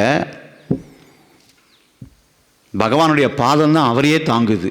பகவானே பெருசு, அவர் பாதத்தை தாங்குது. எவ்வளோ பெரிய விஷயம் பாதம். ஒரு தடவை நாராயணர் படுத்து இருக்கும்போது நேர வானத்தில் நாராயண நாராயண யார்? நாரதர் அப்படி மகதி என்ற வீணையை வைத்துக்கொண்டு பாடிக்கொண்டே போகிறாரு. பகவான் பார்த்தார். இங்கே வான்னார். ஓடி வந்தான். நாராயண நாராயண என்னை கூப்பிட்டீர்களா? ஆமாம், நீதான் திரிலோக சஞ்சாரியாச்சே, 3 லோகத்தையும் சுற்றி சுற்றி வரவனாச்சே. திரிலோக சஞ்சாரின்னா அதான். 3 லோகத்தை, பூமி, பூலோகம், புவர்லோகம், சொர்க்கலோகம், எங்கே வேணால் போயின்னு இருப்பார் அவர். அவர் பிரம்மரிஷி. மொத்தமே பிரம்மரிஷியில் 3 பேர் தான் உங்களுக்கு தெரிஞ்சுது. ஒன்று யார் தெரியும்? யாராலும் தெரியும் உங்களுக்கு பிரம்மரிஷின்னு? வசிஷ்டர், விஸ்வாமித்திரர், நாரதர். Very good. நீங்கள் நிறைய ராமாயணம் எங்கள்கிட்ட கேட்டீங்க, அதெல்லாம் இருக்குது. ஸோ 3 பேர். அவருக்கு தான் பிரம்மரிஷின்னு பேர். கலியுகத்தில் பிரம்மரிஷியாக பகவானை எனக்கு கொடுத்தது, அடியை எனக்கு கொடுத்தது. மொத்தமே 4 பிரம்மரிஷி தான் இது வரைக்கும். மகரிஷி இருக்காங்க, ராஜரிஷி இருக்காங்க. ஆனால் பிரம்மரிஷின்னு சாமி கொடுத்தது பட்டம், பாபா கொடுத்த பட்டம் எனக்கு. கலியுகத்தில் பிரம்மரிஷியாக இருக்கிறது ரொம்ப கஷ்டம். அதெல்லாம் அங்கே இருந்துடலாம், இங்கே கஷ்டம். நம்ப மாட்டாங்க. பிரம்மரிஷினா அவங்க எதிர்பார்க்கறது இல்லைன்னா ஜடாமுடியோடு வச்சுட்டு இப்படியே எதாவது சுற்றினா கையில் வர மாதிரி அதெல்லாம் கிடையாது. இது இந்த பிரம்மரிஷி எல்லாரும் ஜாலியாக பேசணும். இங்கெல்லாம் குழந்தைகள்னு அந்த வரம் வாங்கின்னு வந்தேன். நான் எல்லாருக்கிட்டையும் இப்படி பேசணும். அமானுஷெல்லாம் வேண்டாம், தயவுசெய்து எனக்கு வேண்டாம், லிங்கம் எடுக்க வேண்டாம், எவ்வளோ நான் எல்லாருக்கிட்டையும் ஜாலியாக பேசணும். நான் அதெல்லாம் எடுத்தால் பயப்படுவேன், கிட்டே வரமாட்டீங்க. இப்போ ஜாலியாக பேசினவனே பிரசாதம் சாப்பிடும்போது ஐ5 பண்ணி ஜாலியாக பேசலாம். பார்த்தீங்களா? இது மாதிரி வருமா? எனக்கு எல்லாருக்கிட்டையும் ஜாலியாக இருக்கணும், எல்லார் வீட்டுக்கும் போகணும், எல்லாருக்கிட்டையும் ஹாப்பினஸ்ஸாக. லைஃப்பில் இன்பம் தான் முக்கியம். அது இன்பமாக இருக்கிறது எப்படின்னு சொல்லி தரத்துக்கு தான் என்னை வச்சுருக்கார் சுவாமி. இவர் கூட்ட உடனே வந்தார். நாராயணன் நாராயணன் என்ன சுவாமி என்னை கூப்பிட்டீங்கன்னு. நாரதா, நீ தான் திரிகோண சந்தாரியாச்சே, எல்லாம் ஊராக சுத்தறியே, உனக்கு அனுபவம் அதிகம்னு. அவர் வெக்கப்பட்டார். சாமி ப்ரைஸ் பண்ணுறாரு. எப்போ ஒருத்தர் ப்ரைஸ் பண்ணான்னா பி கேர்ஃபுல், எப்போ வேணால் காலவாரி ஓடுவாங்கன்னு. ஒருத்தர் யாராவது ப்ரைஸ் பண்ணாங்க சூப்பர் சூப்பர்னா டேஞ்சர்னு அர்த்தம். கேர்ஃபுல்லாக இருக்கணும். நாரதருக்கு இவ்வளோ பிரம்மரிஷியாக இருந்தால் கூட அது தெரியல. என்ன சாமி எதுக்காக என்னை கூப்பிட்டீங்க? நாரதா, எனக்கு ஒரு டவுட்டா? பகவானுக்கே டவுட்டு, எங்கிட்ட கிளியரன்ஸ் வேணுமா? இப்போ எட்ஸ்ட்ராங் ஆயிடுச்சா? பிரம்மரிஷி தான் ஈகோ வந்துச்சா? சொல்லுங்கள் சுவாமி, என்ன வேணும்? இல்லை இல்லை, நீ தான் ஊராக சுற்றுறதுனால உங்கள்கிட்ட தெரியும். என்னுடைய படைப்பிலேயே கை கட்டாமல் இருந்தால் நல்லாயிருக்கும். கை கட்டினீங்கன்னா உள்ளே போகவே போகாது நான் பேசுகிறது. தயவுசெய்து கை கட்டாதீங்க. அப்படிப்பட்ட ஒரு பெரிய உலகத்தையே நீ பார்த்துருக்க, சுற்றி வந்திருக்கியே. ஒன்று கேட்குறேன், என்னுடைய படைப்பிலேயே எது சார் ரொம்ப பெருசுன்னு? இவர் பாருங்க, இப்போ அந்த ஈகோ ஆகி போச்சா, தன்முனைப்பு அகங்காரம் வந்தவுடனே அவர் சொல்லாரு திருப்பி, நான் ஏதோ வேதத்தில் டவுட்டு கேட்பீங்கன்னு நினச்சேன். எப்படி? இவர் வேதம் படிச்சிருக்கிறாரு நாரதர். வேதத்தில் டவுட்டு கேட்பீங்கன்னு நினச்சேன், சாதாரண கேள்வியை போய் என்னை கேட்டுட்டீங்களே சுவாமின்னு. நாராயணர் கண்ணை அப்படியே அகல விரிச்சு, அப்போ உனக்கு ஆன்சர் தெரியுமா? அப்படி நடிக்கிறார் இருப்பார். அவருக்கு தெரியாது. நான் ஆன்சர் தெரியுமான்னு. ரொம்ப சிம்பிள் சாமி, எது பெருசு என் படைப்பில், எது பெருசுன்னு அவர் சொன்னார். வெள்ளை கோயிலில் எவ்வளோ நிலம் இருக்குது பாருங்க, மயிலாக போகுது, எல்லாம் இருக்குது, எவ்வளோ செடி இருக்குது. வெள்ளை கோயிலில் எவ்வளோ இருக்குது. திருப்பூர் டிஸ்ட்ரிக்ட் மாதிரி இந்தியா ஃபுல்லாக எவ்வளோ நிலம் இருக்குது. உலகம் ஃபுல்லாக எவ்வளோ நிலம் இருக்குது. அதனால் நிலம்தான் சுவாமி பெருசுன்னு பந்தாவா அப்படி சொன்னார். கை கட்டாதீங்க சார் ப்ளீஸ்.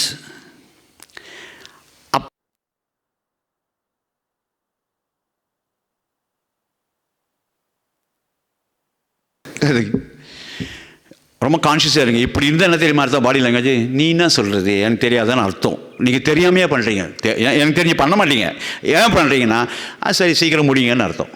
அது என்னால் தாங்க முடியல, அதனால் ஏன்னா சாமி இன்னும் தெரியுமா சப்தாகத்தில் நீங்கள் பார்த்துருப்பீங்களே மனோகர், எங்கள் பேசிகிட்டே இருக்கும்போது யாராவது கையை அப்படி கட்டினாங்கன்னா அவங்க தலை மேலே ரவுண்டாக ரெட் லைட்டு போகும், சிக்கு சிக்குன்னு. பாபா சொல்கிறாரு, தயவு செய்து அவருக்கு சொல்லு, அந்த குழந்தைக்கு நீ சொல்கிறது போகாது, வேற எதையோ இங்கே உட்காந்துன்னு வேற எதையோ நினைக்கிறாங்க அப்படின்னு சொல்லுவார். அதனால் சொல்கிறார். இது ரொம்ப விசேஷம். நிலம்தான் பெருசுன்னு சொல்றியடா சாமி. அரே நாராயணன் சொல்கிறாரு, நாரதா நீ ரொம்ப படித்தேன்னு நினச்சேன்டா, வேதத்தை கரைச்சி குடிச்சேன்னு நினச்சேன், இவ்வளோதானே உன் புத்தி. 100% கரெக்டாக தப்பாக சொல்லியிருக்கியடான்னாரு. என்னது 100% கரெக்டாக தப்பாக சொல்லியிருக்கியான்னு சிரிச்சு இருந்த அந்த நாரதன் மூஞ்சி ஆகி போச்சு. என்னாச்சு பைத்தியக்காரா? நீர் 79%, 21% தான் நிலம். நீ நிலம் பெருசுன்ற இப்போ சொல்லு, 79 பெருசா 21 பெருசான்னாரு. 79 தான் சாமி பெருசு. பயந்து சொல்ல 79 தான் சாமி பெருசு. அப்போ எது பெருசு? அவர் கணக்க தண்ணி பெருசு, நீர் பெருசுன்னு சொன்னாக்க டபுள் மீனிங். நீர் பெருசுன்னா மரியாதை கொடுத்தாரு, ஒத்துட்டு இருப்பாரு. அப்படி இல்லை, தண்ணி தான்மா சாமி பெருசுன்னாரு. அதனால தான் தண்ணி பெருசாக இருக்கு. அந்த தண்ணி தான் பெருசு. என்ன ஒன்று நாளதா நான் ஏதோ நினச்சேன், நீ இன்னும் படிக்கவே இல்லைன்னாரு. இன்னும் புஷ்ஷுன்னு போச்சு. என்ன சுவாமின்னு ஒரு முனிவர் கமண்டத்தில் அடக்கிட்டாரா? ஒரு முனிவர் கமண்டத்தில் தண்ணியை அடக்கிட்டாரு. என்ன? ஆமாம் சுவாமி. அப்போ யாரா பெருசு? கமண்டலம் தான் சுவாமி பெருசு. ஐயோ பகவான் ஏன் தான் உன்னை படைச்சானோன்னாரு. என்ன சுவாமி தப்பாக சொல்கிறீங்களா? இப்போ நான் இந்த கர்ச்சீஃபை தாங்குறேன்னா, இந்த கர்ச்சீஃபை காட்டிலும் நான் பலசாலியாக இருந்தாலும் இதை தாங்க முடியும். இந்த கர்ச்சீஃப் இது என் கையை பலத்தை காட்டில் பெருசாக தாங்க முடியுமா? முடியாது.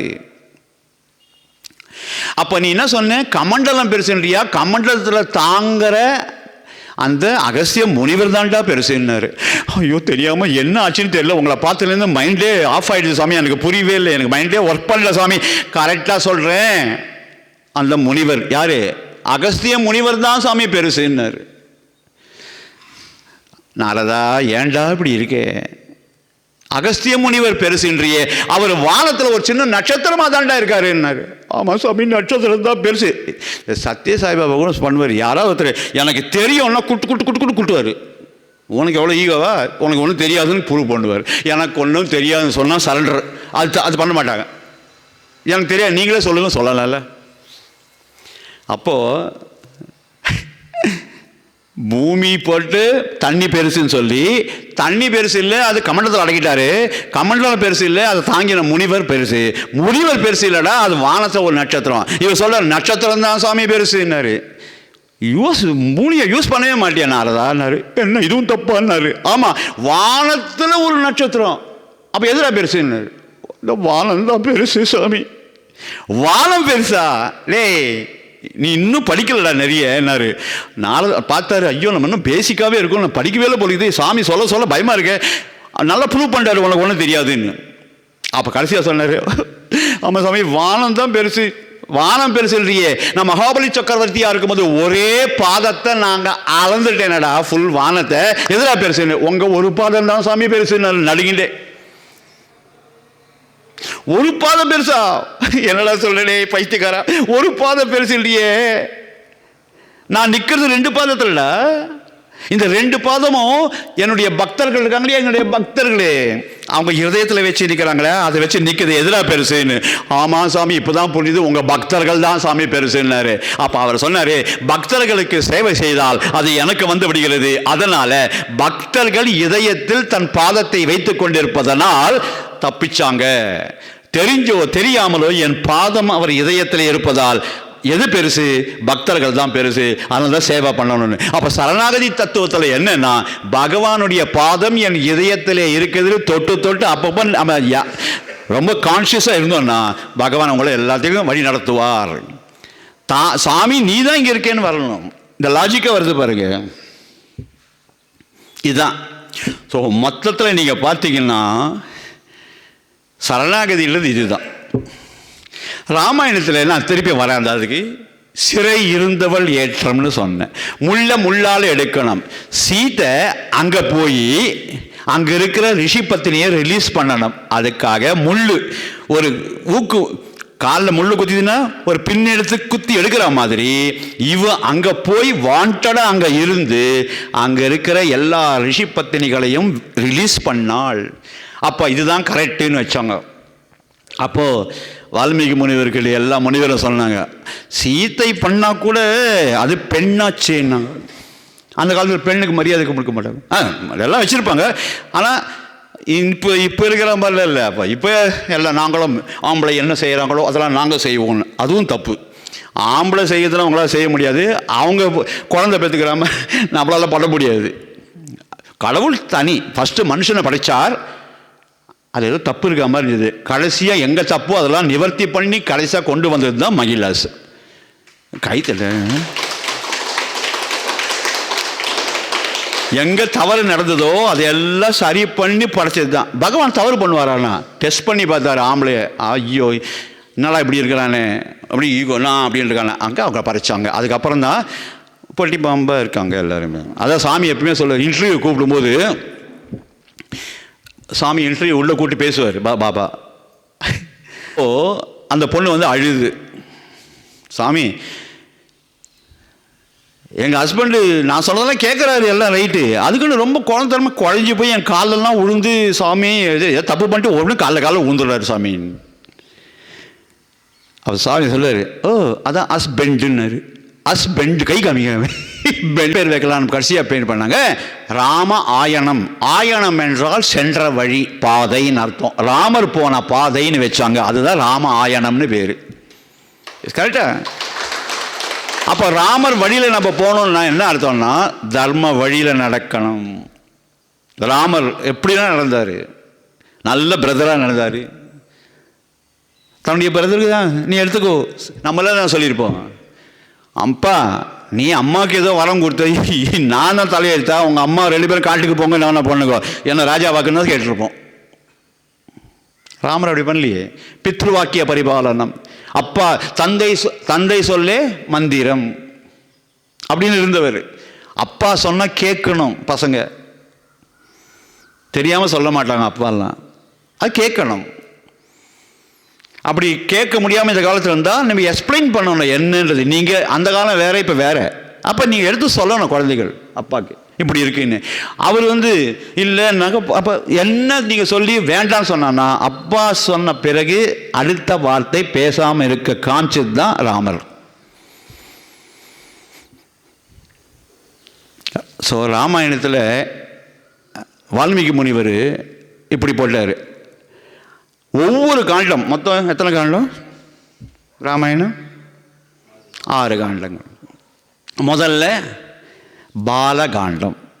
சின்ன குழந்தையாக இருக்கும்போது முனிவர்கள் எல்லாம் தேவர்கள் எல்லாம் நாராயணனுக்கிட்ட போய் தவம் பண்ணி கேட்குறாங்க, சுவாமி ராவணனுடைய கொடுமை தாங்க முடியவில்லை, தயவு செய்து அவனை அழிப்பதற்காக நீங்கள் அவதாரம் எடுத்து வர வேண்டும். காரணம் அவன் பிரம்மா கிட்ட இப்படிலாம் வரவாங்கியிருக்கான், மிருகம் மனிதர் தவிர யாராலையும் என்னை கொல்லக்கூடாதுன்னு சொல்லியிருக்கான். அதனால் தயவுசெய்து எனக்கு அருள் புரியுங்க, நீங்கள் வந்து அவதாரம் பண்ணுங்க அப்படின்னு ஃபஸ்ட்டு சரணாகதி பண்ணுறாங்க முனிவர்கள்லாம் பாலகாண்டத்தில்.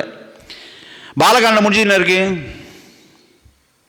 2வது அயோத்தியா காண்டம். பாருங்கள், நம்ம தமிழ் நம்ம கலாச்சாரம் நம்ம தான் டம்ஜம்னு சொல்லணும், எல்லாரும் இதெல்லாம் தெரிஞ்சிருக்கணும். அயோத்தியா காண்டம். அயோத்தியா காண்டத்தில் என்னன்னா, காட்டுக்கு போகிற சமயத்தில் லக்ஷ்மணன் சரணாகதி பண்ணுறான், அண்ணா என்னையும் கூட்டுட்டு போகணும். ஸோ அங்கேயும் சரணாகதி. காட்டுக்கு போனாங்க. காடுன்னு பேர் கிஷ்கிந்தான்னு பேர். சரி, கிஷ்கிந்தா காண்டது ஆரண்யம். காடுன்னா ஆரண்யம்னா காடுன்னு அர்த்தம். அடுத்தது ஆரண்ய காண்டம். அந்த ஆரண்ய காண்டத்தில் என்ன ஆச்சு அப்படின்னா ஒரு விஷயம் நடந்தது. இது வந்து ரொம்ப சூப்பராக பாபா எனக்கு காதில் சொல்லும் போது இதை சொல்லி கொடுத்தாரு, அழகாக சொன்னார். சீத்தை மேலே ஒரு கண்ணு வச்சான் இந்திரனுடைய புள்ள, ஜெயந்தன்னு பேர். அவன் மாயாவி. எப்போ இந்த சீதையை ராமர் கல்யாணம் பண்ணாரோ ஒரு நாள் அவளை தொடணும் அப்படிலாம் எண்ணம் இருந்தது. ஏன்னா அப்பா அந்த மாதிரி, இந்திரன் அந்த மாதிரி தான்.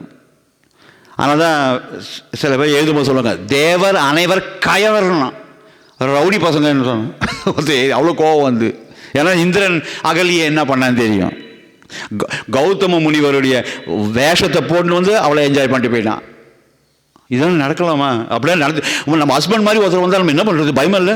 நல்ல காலம் இப்படிலாம் இல்லை. அதெல்லாம் நம்ம ஹஸ்பண்ட் மாதிரி ஒரு வேஷம் போட்டு வந்து நம்மளுக்கு தெரியாது இல்லை, அங்கே அந்த மாதிரி பண்ணிட்டு வரான். அப்போது அந்த ஜெயந்தன் பார்த்தான், ராமர் அந்த பரதன் வந்து பாதுகையெல்லாம் வாங்கி போன பிறகு ஒரு இடத்துல என்ன பண்ணார், அம்மா ரொம்ப டயர்டாக இருக்குன்னாரு. ஏன்னா மகா சக்கரவர்த்தியுடைய புள்ள ரோட்டில் நடந்ததே கிடையாது பாவம். இப்போ நடந்து வந்திருக்காரு காட்டில், என்ன பண்ணுறது? அப்போ சீத்தை சொன்னான், நாதா என் மடி இருக்கிறது, என் மடியில் படுத்துக்கோங்க. இந்த அம்புரா துணின்னா எல்லா அம்பும் வைக்கிற பெட்டி மாதிரி ஒன்று இருக்குல்ல தூணி, அம்புரா துணி எடுத்து மேலே மாட்டினார் ஆணியில். கீழே வந்து அப்பா தரையில் வெறும் தரை, பகவான் பாருங்கள். இவன் மடியில் வச்சுருக்கும் போது அது அவள் அழகாக தலையை கோதி விடுற, நீங்கள் நல்லா தூங்குங்க, நான் பார்த்துக்கிறேங்க. இந்த சமயத்தை எதிர்பார்த்து கொண்டிருந்தான் யார்? ஜெயந்தன், ரவுடி பையன். அதாவது ரவுடியோட பையன்தான் இது, இதுவும் ரவுடி தான். யார்? இந்திரனுடைய புள்ள ஜெயந்தன். காக்கா ரூபம் எடுத்தான், நேர வந்தான். ராமர் தூங்கிட்டு இருக்காரு, தைரியம். சீத்தை மூச்சிட்டு இருக்கா, அவனும் தூங்கி வழியில் அவள் பார்த்துட்டு இருக்கா. நேரம் வந்தான், இந்த மார்பில் குத்தலான், முக்கால குத்தலான். இங்கே நின்றுண்டு அவள் அசையவே இல்லை. ஓ நல்லா குத்துமா நான் இருந்தார், அதுக்காக இல்லை, கொஞ்சம் நவுதா பகவானே எழுந்துருவானே. சக்கரவர்த்தி திருமகன் காட்டில் நடந்தானே, அவன் பாதத்தை வேற இப்போ வந்து பரதன் வாங்கிட்டு போயிட்டான். அப்போ எங்கே படுத்துக்கிறது? பாவம் பகவான் நடந்து காலெலாம் வலிச்சிருக்கோன்னு சொல்லிட்டு அவளை அப்படி ஒரு ஒய்ஃபு கிடைக்கிறதுக்கு கொடுத்து வச்சிருக்கணும் ராமர். எதுக்கவே இல்லை, குத்த ரத்தம் பொங்கி வருது. இந்த ரத்தமானது ஜில்லுன்னு வந்து கன்னத்தில் விழுந்தது. இந்த பெரிய வாச்சான் பிள்ளைன்னு ஒருத்தர் வியாக்கியான சக்கரவர்த்தின்னு சொன்னேன்னு அவர் எழுதியிருக்காரு. ஏன் ஜில்லுன்னு வந்து விழுந்தது? ரத்த கொதிப்பே இல்லையா, அப்படின்னா தான் ரத்தம் கொதிக்கும், சூடாகும். அவர் காமாக இருந்தாலாம். ஏன் காமா இருந்தான்னு போட்டிருக்காரு. அவள் எங்கேருந்து பிறந்தா? பூமியிலேருந்து பிறந்தா. சீத்தைன்னு அதனால தான் பேர். பூமியிலேருந்து பிறந்ததுனால அந்த பூமியுடைய பொறுமை அம்மாவுடைய இது சீதைக்கும் இருந்ததுன்னு எழுதியிருக்காரு. நல்ல கைத்தல் கொடுக்கணும் இதுக்கு. காரணம் என்ன கற்பனை பண்ணாலும் கூட அழகாக பண்ணியிருக்காரு பாருங்க. சீத்தை பூமி மாதா மேலே எச்சத்து போகிறோம், செருப்பு காலோட நடக்கிறோம், மம்முட்டி வைத்து குத்துறோம். இந்த ஃபுட்பால் கிரிக்கெட்லாம் ஸ்பைக்ஸ் போட்டு அந்த சப்பல் போட்டு குதிக்கும் போது ஆணு அந்த கிரீஸ் பண்ணும்போது மட்டை அடிக்கிறான்.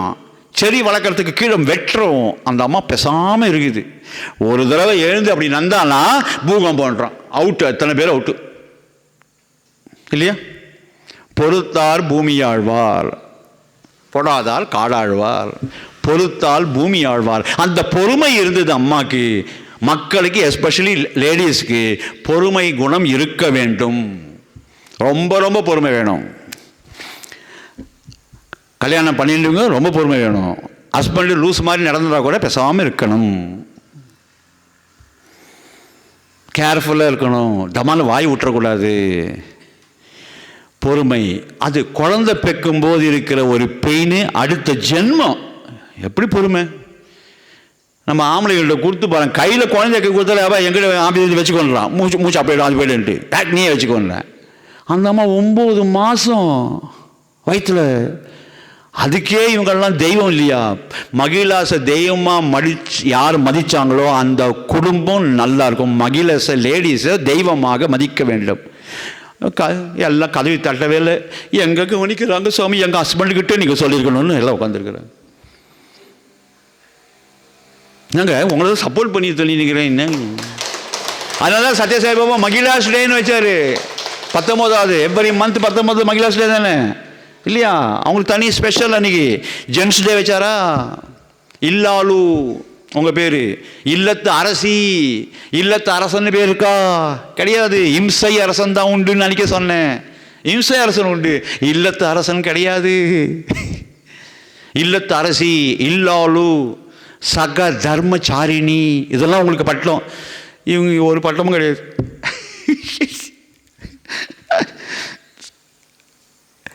அப்போ இந்த சரணாகதி தத்துவத்தில் சொல்லும்போது ராமாயணத்தில் இந்த இடம் ரொம்ப முக்கியம். குத்துது, ஜில்லுன்னு விழுந்தது கன்னத்தில். ஜில்லுன்னு விழுந்தா கூட ராமர்லாம் சொரண கட்டை படுத்துட்டு இருக்கிறாரு. ஜில்லுன்னு விழுந்து உடனே டகான்னு கண் வச்சு பார்த்தாரு, காக்கா கொத்திட்டு இருக்கு. பார்த்தாரு, என்னடா பண்ணுறதுன்னு பார்த்தாரு. இப்போ மேலே அம்பு மேலே இருக்குது, அம்புரா துணி மேலே கட்டி வச்சிருக்கு, எடுக்க முடியாது. உடனே தகான ஒரு பூவை எடுத்தார், ஒரு கீழே இருந்து புல்லை எடுத்தார். பிரம்மாஸ்திர மந்திரத்தை சொல்லி அதை விட்டார். அதுக்கு தான் அப்போ பழமொழி வந்தது, வல்லவனுக்கு புல்லும் ஆயுதம். கைதட்டுவில்ல, கேட்கவே வேண்டியதுங்க. அல்ல வேற ஒன்றும் இல்லை, மெய் மறந்து கேட்டுட்டு இருக்காங்க எல்லோரும். இன்னைக்கு நிறைவாக போதா, சாமி என்னோட ஊருக்கு போயிட்டு போகிறாரா அப்படின்னு இருக்காங்க. அதனால வேற ஒன்றும் இல்லை, அப்படிதான் நினைக்கிறேன். ஆமாவா?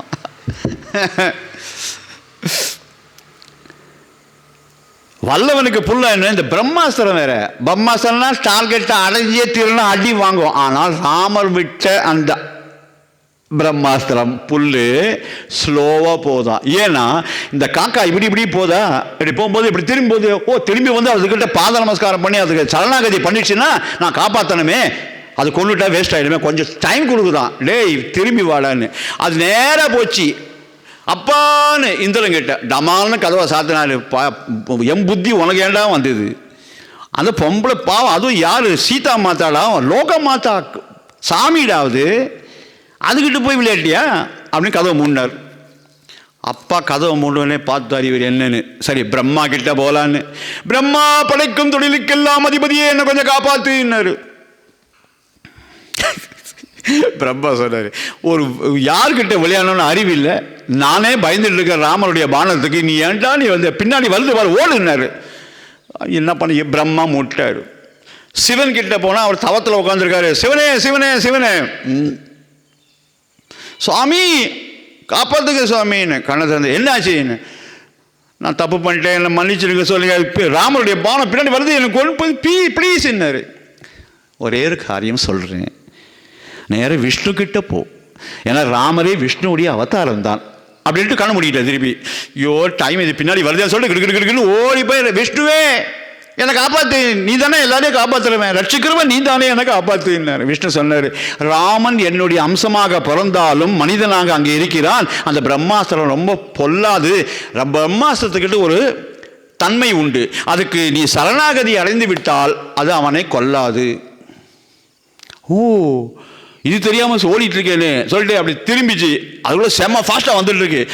அவனுக்கு பயம், இந்த ஃபாஸ்ட்டில் கட்டாயம் குத்திடும்ட்டு நேராக வந்து ராமருடைய பர்ணசாலையில் தொப்புன்னு அங்கே ஊந்துச்சு.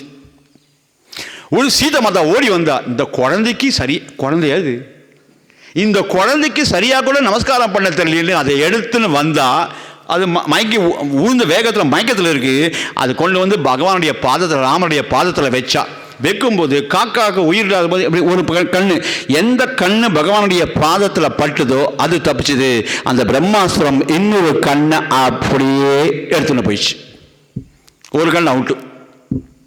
ஆனால் சரணாகதி பண்ணதுனால காக்கை கூட்டம் அழியவில்லை. நல்லா கவனிங்க, காக்கை கூட்டம் அழியவில்லை. ஆனால் ஒரு கண்ணு தப்பு பண்ணதுக்கு தண்டிச்சு விட்டுருச்சு. இன்னைக்கும் அந்த காக்கா இருக்குது. இந்த காக்கையுடைய ஐ பால் இருக்குல்ல பாப்பா, 360 டிகிரி அப்படி சுத்தக்கூடியது. ஆனால் இது பண்ணதுனால இன்னைக்கு பிறக்கிற காக்காயும் ஒரு பக்கம்தான் பார்க்கும். அன்னைக்கு பண்ண அடி காலில் விழுந்ததுனால தப்பிச்சுது. அதனால் தன் காக்கை இனமே காக்கப்பட்டதே, இல்லைன்னா காக்கையே இல்லாமல் போயிருக்குமே அப்படின்ட்டு கா கே கா கே கா கேன்னு கத்திட்டே போகுது. சமஸ்கிருதத்தில் கா கே அப்படின்னா எவன், எவன்னு ஒரு மீனிங் இருக்கு. நிறைய மீனிங், இது ஒரு மீனிங். எவன் எவள், யார் ராமர் மாதிரி இருக்கா, யார் சீதை மாதிரி இருக்கா, என்னை காப்பாற்றினார்களே அப்படின்னு பெருமையை சொல்லி கொண்டு போகிறது. இதுக்கு பேர் காக்காட்சி நியாயம்னு பேர். என்ன பேர்? காக்காட்சி நியாயம்னு பேர். அது காக்கா கத்திக்கிட்டே போகுது. அதனால தான் நாளைக்கு உங்கள் வீட்டில் சமையல் பண்ணும்போது கூட நான் பேச நினைப்பதெல்லாம்னா பண்ணாதீங்கோ ஸ்ரீராம, அது கத்தும். அது சொல்லுது, சினிமா பாட்டு பாடாத, கொஞ்சம் தயவுசெய்து பகவானுடைய நாமத்தை சொல்லி சொல்லி சொல்லி சொல்லி வறுத்து எடுத்துருன்னு. வறுத்து எடுத்த ஒரு சீடு திருப்பி முளைக்குமா? அதுக்கு நான் தான் அதுக்கு பேர் ரோஸ்டர் பஜனை வச்சுக்கலாம் போகுது. ரூஸ்டர் அதை அடித்து அடித்து அடித்து அடித்து இனிமேல் நான் பிறக்காமல் இருக்கணும்னு சொல்லிட்டு ஸ்ரீராம சரணம் ஸ்ரீராம நான் சமையல் பண்ணியிருக்கேன். அதனால் சொல்கிறேன், கடுகு போட்டு நெய்த்து என்னங்க ஆயிலில் கடுகு போட்டோன்னே கடக்கு வெடிக்குமா? அப்போ என்ன பண்ணும்? அந்த கரண்டி வச்சு ஸ்ரீராம சரணம் ஸ்ரீராம சரணம் ஸ்ரீராம சரணம் பஜே, சாமி பாட்டை பாடிக்கினே பஜனை பாடிட்டு தாளிக்கணும். அதை விட்டுட்டு உங்கள் வாசத்தில் அவனை இவனே அது தாளிக்க வேண்டாம், இந்த தாளிக்கும். இதுக்கு பேர் காக்காட்சி நியாயம்னு. இன்னைக்கு பிறக்கிற காக்காயும் ஒத்த கண்ணு தான் பார்க்குது. காக்கா அப்படின்னா நம்ம என்ன பண்ணுறோம்? ஐயோ விருந்தாளி வந்துடுவாங்களேன்னு சொல்லிட்டு போன்றோம் வீட்டை விட்டு. வீட்டுக்கு யாரும் சாப்பாடு வந்துடுவாங்களோ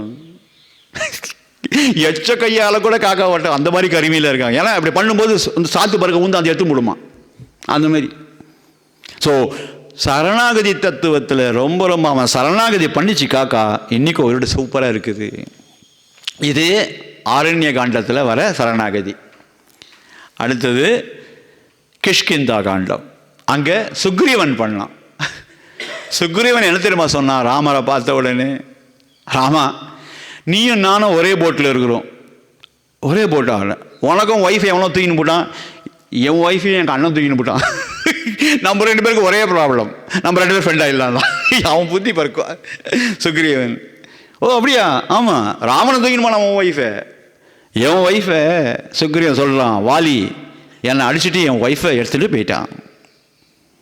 ருமான்னு பேர், ருமான்னு அவள் பேர். ஒய்ஃபை எடுத்துகிட்டு போயிட்டான். தாரேன்னு ஒரு ஒய்ஃபு நல்லா இருக்குது அவருக்கு.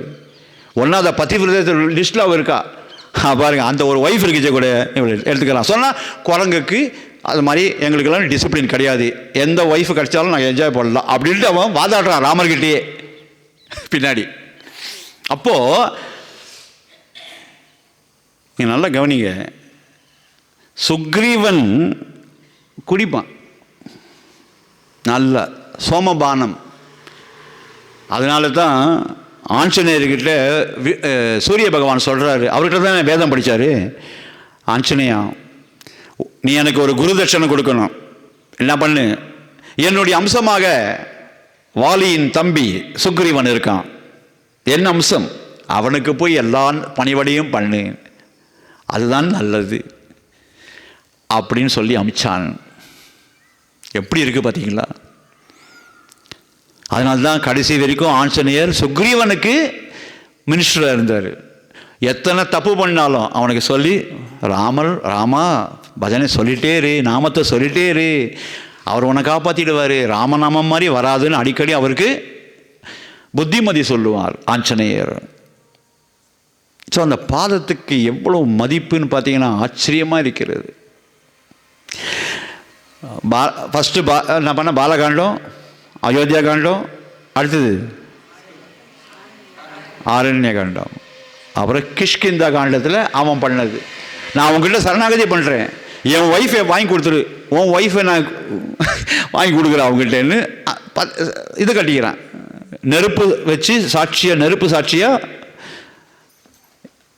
என்னுடைய தம்பியாக உன்னை ஏற்றுக்கிறேன்னாரு ராமர். அதே மாதிரி நடந்தது, கொடுத்தாரு வச்சுக்கலேன். அப்போ பாருங்கள், அங்கேயும் என்னாச்சு, சரணாகதி தத்துவம் வந்திருக்கு. அடுத்தது என்ன இருக்குது? கிஷ்கிந்தா காண்டத்துக்கு அப்புறமா யுத்த காண்டம். யுத்த காண்டத்தில் பார்த்தீங்கன்னா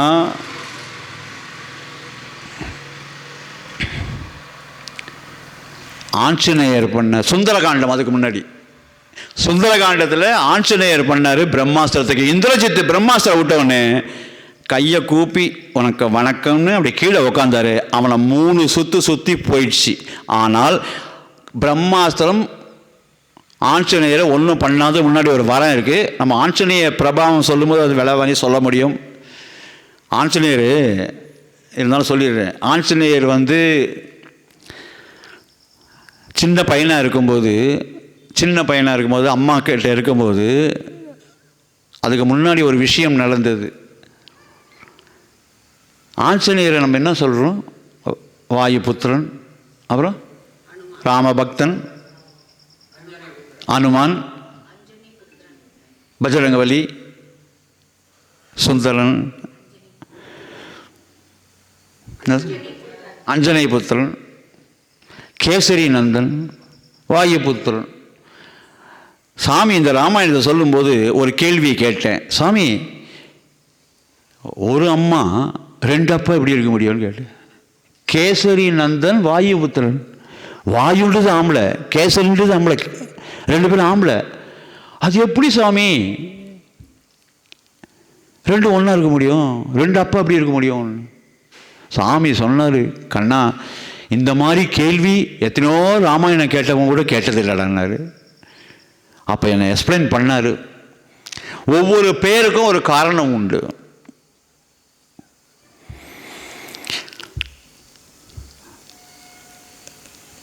இந்திர சபையில் ஒரு டான்ஸ் ப்ரோக்ராம் நடந்தது.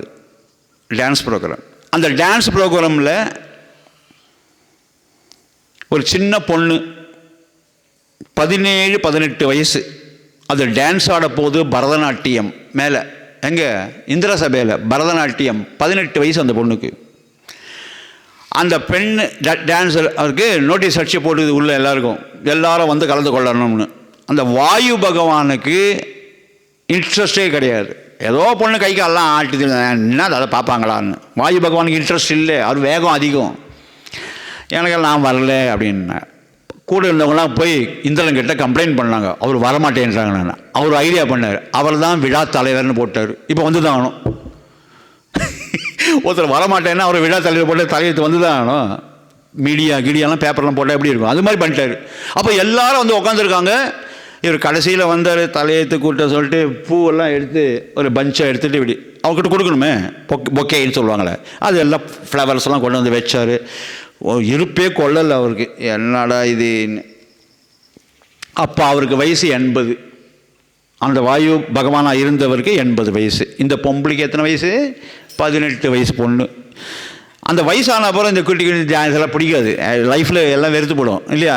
நானே உட்காந்துருக்காரு. அது எப்படி தலையை கொஞ்சம் உட்காந்துருக்காரு. ஐயோ எப்போ தான் முடியும்? இந்த இந்திரனுக்கு வேறு வேலையே இல்லை, எப்போ பார்த்தாலும் டான்ஸு பொண்ணுக்கு இன்னும் இப்படியே இருக்கான் அவன் சே அப்படின்னு இருக்கும்போது ட்ரிங்குன்னு பெல் அடிச்சுது. அந்த திரை விலகியது. அப்படி நின்றா பாருங்க. இவர் சீட்லேருந்து முன்னாடி பார்க்குறாரு. அவ்வளவு அழகு. அவா குரு வணக்கம் செஞ்சுட்டு ஆடினான் பரதம் ஜிங்கு ஜிங்குன்னு. இந்த பரதம் ஆடுறது எப்படி இருக்கணும்னா, ஒன் ஆஃப் த டெக்னிக்ஸு இந்த பரதம் கற்றுனவங்களுக்கெல்லாம் தெரியும் என்னன்னு. இந்த இப்படி பண்ணாக்கா கையை, இந்த விரல் இருக்குல்ல, இந்த கண் அங்கே பார்க்கணும், இப்படின்னா அங்கே பார்க்கணும். கை விரல் எங்கே போதோ அந்த கண் அங்கே இருக்கணும். அது ஒரு டெக்னிக் இருக்காது. டிங் டிங் இவ்வளோ எங்கே போனால் கை எங்கே போதோ அங்கே பார்க்கணும். இது ஒரு பரதம். ஸ்பெல்லிங் என்ன? பாரதாயும். பரதம்ல பாவை எடுத்துட்டா ரதம். ரதம் மாதிரி ஆடணும்.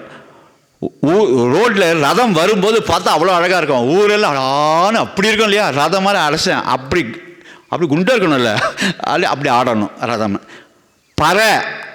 ராவ அந்த பக்கம் போட்டால் பரபரப்பாக ஆடணும். ஸ்லோ மோஷன் ஆடினா நல்லாவே இருக்காது. தை தக்க தம் தக்க தை தக்கணும், அப்படியே அப்படியே ஃபாஸ்ட்டாக பண்ணணும்.